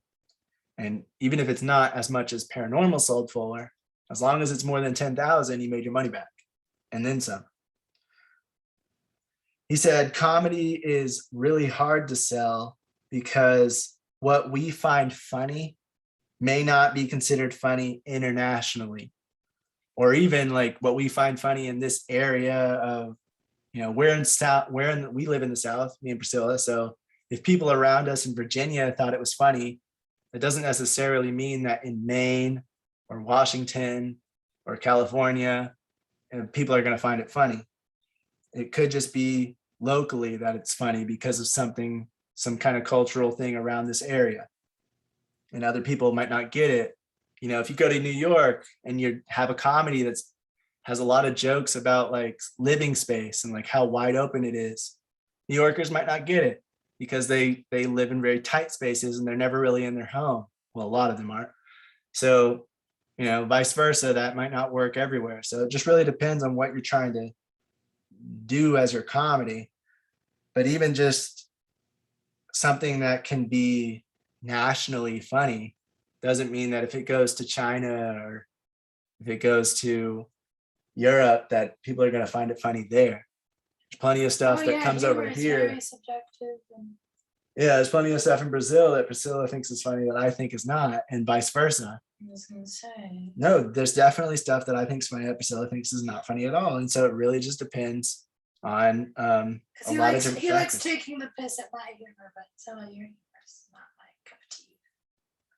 Yeah, so because of that, comedy is very hard to sell because independent films can make a lot of money internationally because international is just, you know, there's more people, but also they're just used to smaller budgeted films because they don't put as much money as America does into their entertainment. Some of them are starting to, but a lot of them still do a lot smaller independent projects. And so they're still willing to watch independent films made in America because they're just used to watching quality So at that level. it's a lot harder, I would say, because for independent films to get there, it's already kind of a struggle unless you're marketing for those areas. Like I do know a few films that were marketed in Brazil that are like barely known here in the US and are huge over there. And they're like way smaller companies and stuff. But as far as like quality goes, I wouldn't necessarily say that because it's not necessarily a quality issue, because I feel like, not a quality as far as like video and stuff, because I feel like people who like American films that aren't big blockbuster, it's more niche. But niche all over the world. That's what I'm saying. Exactly, So exactly. It's a higher, yeah. It's there's a higher number because But it's all countries- over different countries. So um, even if it's only a just like- small number in each country, it might add up to more than just you like would how get Netflix, in North America. yeah, just like how Netflix right now, the doramas, Doramas? sorry, K-drama, they Oh. call it dorama. K-dramas right now are super big in Brazil because Netflix has picked up all of these Korean dramas. I was into Korean dramas in high school, not to be that person, but like I was into them in high school because I found these like websites that were American that had like ways of watching these shows. So I went out looking for it because it was something I liked, but it was way harder to find. And that was more of a niche. Now it's becoming more mainstream because Netflix picked it up. Same thing happened with Japanese anime, where it wasn't as big in America as it is now, because like it started showing that there was a market for it. But even still, I would say internationally, independent films can sell very well depending on where they're trying to market to, like Priscilla said. And like obviously they want to be good quality, but if the acting isn't great, for the American actors, the acting wasn't that great, it's going to be dubbed or it's going to be subbed anyway in other countries. So they might not notice as much the quality Don't get me started on that. of Sometimes acting. there's for example, Tangled is a really good movie, better than Frozen in my opinion. But when it released in Brazil, the dubbing was so bad. It was so. But that's part of what I'm comically saying. You guys bad. are like, if I'm watching a movie in another language, well, if I'm watching a movie that's dubbed, I'm already expecting Japanese anime. No, You listen, Japanese anime. The American dubbing sometimes is awful, but that doesn't mean I don't watch the thing. I'm just used to having kind of crappy that is completely different. dubbing. Something like anime or animation. I've also watched French and German movies and things like that, and the dubbing wasn't the Here's best. the Dark. thing: you can't compare American my animation gosh. to Brazilian animation. I'm sorry, dubbing. You can't compare American dubbing to Brazilian dubbing or dubbing in other countries that are more used to it. Fine, but what I'm saying is our that other dubbing, countries would be more there's- willing to accept the independent scene, and they are. It just proves it in yeah, numbers. but I'm just saying, as far as dubbing is concerned, there are movies that are very crappily dubbed, yes, but our dub artists are way better than yours. No offense to the dubbers and whatever, but it's because we have more movies that come from other countries. But even still, mostly the American US. audiences are getting more used to dubbing. That's what I'm saying. Yes, and because of that, I feel like over the years the dubbing will improve, hopefully, God willing. Either way, the point of the matter is that even if the whatever nation it's coming from acting wasn't really that great, it doesn't matter as much because there is dubbing over it, which may or may not be good. Yes, I will also say it depends on the distribution. For example, the reason that Americans are becoming way more, like I was into French films in high school. The reason that it's becoming more of a thing now is because of distributors like Netflix and Amazon Prime that are distributing more French films. And people are seeing like, hey, French films are really good. Yeah, and they're getting better. Brazilian films, same thing. Like on Netflix now, we have full Brazilian TV shows that are dubbed and subtitled that look amazing, that are amazing, and people are discovering because of those distributors. So what helps those more niche or smaller films and TV shows comes down to the distributing. If you can get a distribution deal with Netflix Brazil, Netflix UK, or like another streaming service that's really big, or another channel that's big in another country, and maybe cheaper, and you can get it playing there, that's huge. That's great, and you might find a great audience. I'm not talking about streaming services. I'm talking about theatrical. No, I'm talking about release. theatrical too. Like I just mean like availability. That's why I mean like streaming. But what I mean is basically the distributor that you use. If you use a good distributor, and distribute it well in another country, even if it's niche and barely known over here, yeah, it will get a bigger traction over there because it's all about how it's distributed over there because it has, oh, it's an American film, like you said, it's probably higher quality, right? Or at least like, oh, it's unfortunately there is that bias in some countries that, oh, if it comes from America, it must be better. And so, I mean, that's the same here with European stuff. So. no, yeah, exactly. There is a bias in multiple countries. Except for when it comes to entertainment, because North America, historically speaking, North America puts more money into their entertainment than other countries have. Yeah. For the most part. Now it's becoming a lot more mainstream. I think that it's also a matter of distribution in itself. I feel like the US made a point of distributing their movies to other countries where other countries were fine having like amazing movies, but they didn't necessarily distribute them as worldwide as US distributors did. It's also about equipment, costs. There's a bunch of stuff that goes into it. But yeah. But I'm just But saying the main, distributors. but the main point of all of that is just that international sales for independent films can be very lucrative compared to domestic sales, which, depending on what your content is and what the genre is, could do very well in a different country, extremely well to where you make even more money than you would make domestically. That doesn't say it's always the case. That's not to say it's always the case. Definitely isn't.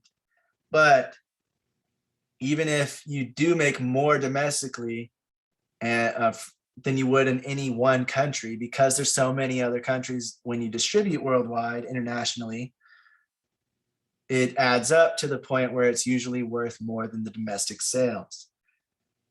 And that is why comedy is very hard to sell to a distributor. It's very hard to get good estimates on, because it's not going to do well. Most likely it's not going to do well internationally. And because of that, it really hinders the amount of money and finances and revenue it's able to make.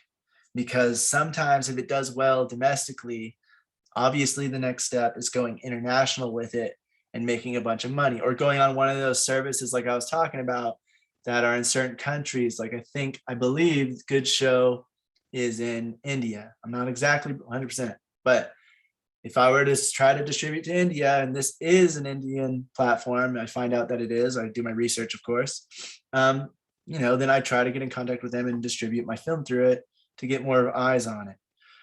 And if India really likes it, or if it's like it connects with them in some way, shape, or form, then it might do well over there and make me some money.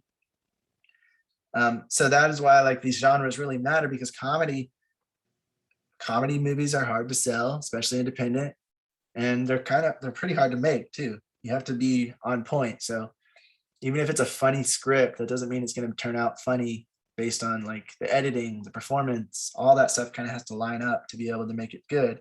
And then even if it is found funny here, again, that doesn't mean it's going to be found funny anywhere else, because comedy can be very subjective and very localized. So there's also all of that. And then they say drama actually needs to be good. They are the award winners when done well. Yeah, and when they're but not, when it's they are, laughable. some other genres might do well or all right, even when they're mediocre. You can see that with horror. You can see that with some thrillers, even action movies. They don't really need to have too much of a story sometimes if the action's pretty cool or whatever, or they're so crappy that they're funny, that kind of thing. But dramas, most of them, they have to do well, because otherwise the drama isn't going to emote the correct emotions that the audience is supposed to be feeling. And if it's not doing that, it's not doing what the film is intending to do, and it's just not working at all. So drama tends not to do well when it's mediocre, at least not as well as some of these other films that do mediocre, that are made mediocre. Obviously, you try to do a film that's not mediocre, try to make the best script you can, and the budget that you have, make the best film out of it. But that said, action, thrillers, and horror, I would say thrillers and horror are the best options for independent films with low budgets. Actions and thrillers and horrors are the best. Actions and thrillers are the best with money. And then comedy is hard, but not impossible. It just means that it might be harder to sell internationally. You might sell well in one country and sell terribly in another, and vice versa. Or you might not be able to sell internationally at all, depending on what your comedy is and what the content is. And then drama, if it's not done well, it can be a low budget, but you got to make sure that the performance comes across and that the emotions are connecting. Because if it's supposed to be sad, or if it's supposed to be happy here and sad there, and the audience isn't feeling it, nobody's going to want to watch your movie. But if it's done really well, you might win some awards. So that's also that. But yeah, genre matters. And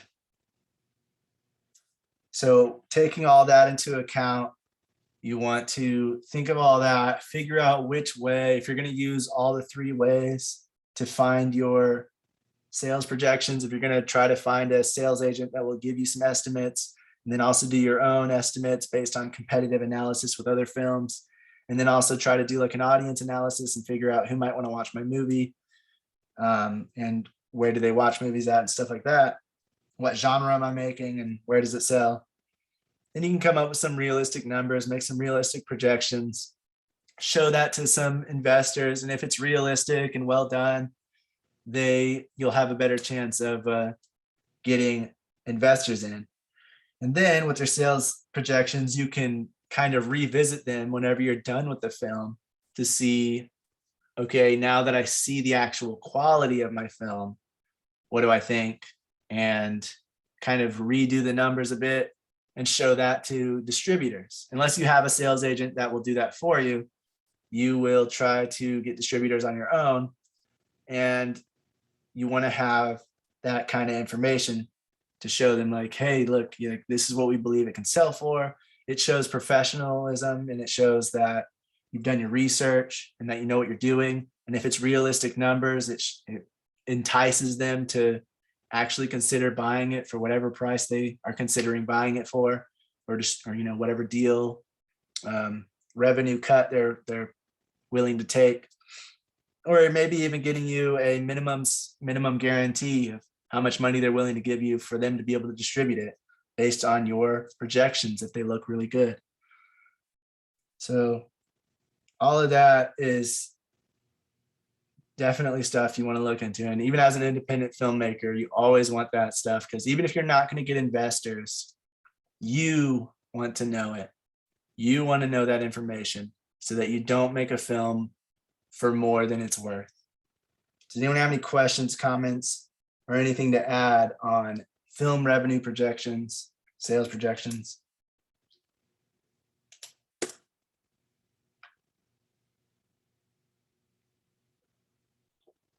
All right, guys, remember that Thursday, we're going to have the exercises due. So Thursday's meeting, we're going to go over the props and the miniature exercise for whoever's participating in that. You want to have them ready by then. That's when we're going over them. Also Thursday, after that, we're going to talk a little bit about post-production for TV. I only found like one source, and it wasn't really what I was looking for. So we'll talk about all this later, but it came from Reddit, so take it with a grain of salt when we go over it. I'll say that again next week. Check something out this week, see if I can find anything else.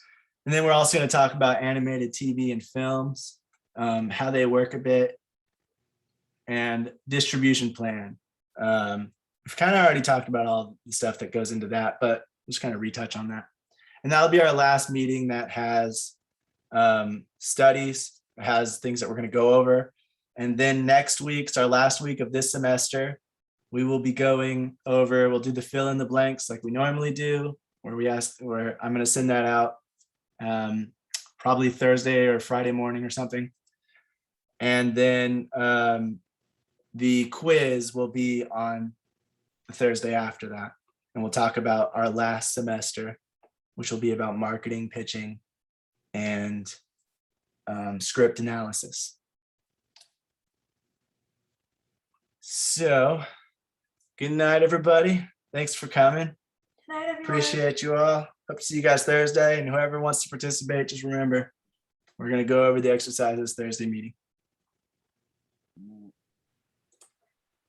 right, good night, everybody. All right, take it easy.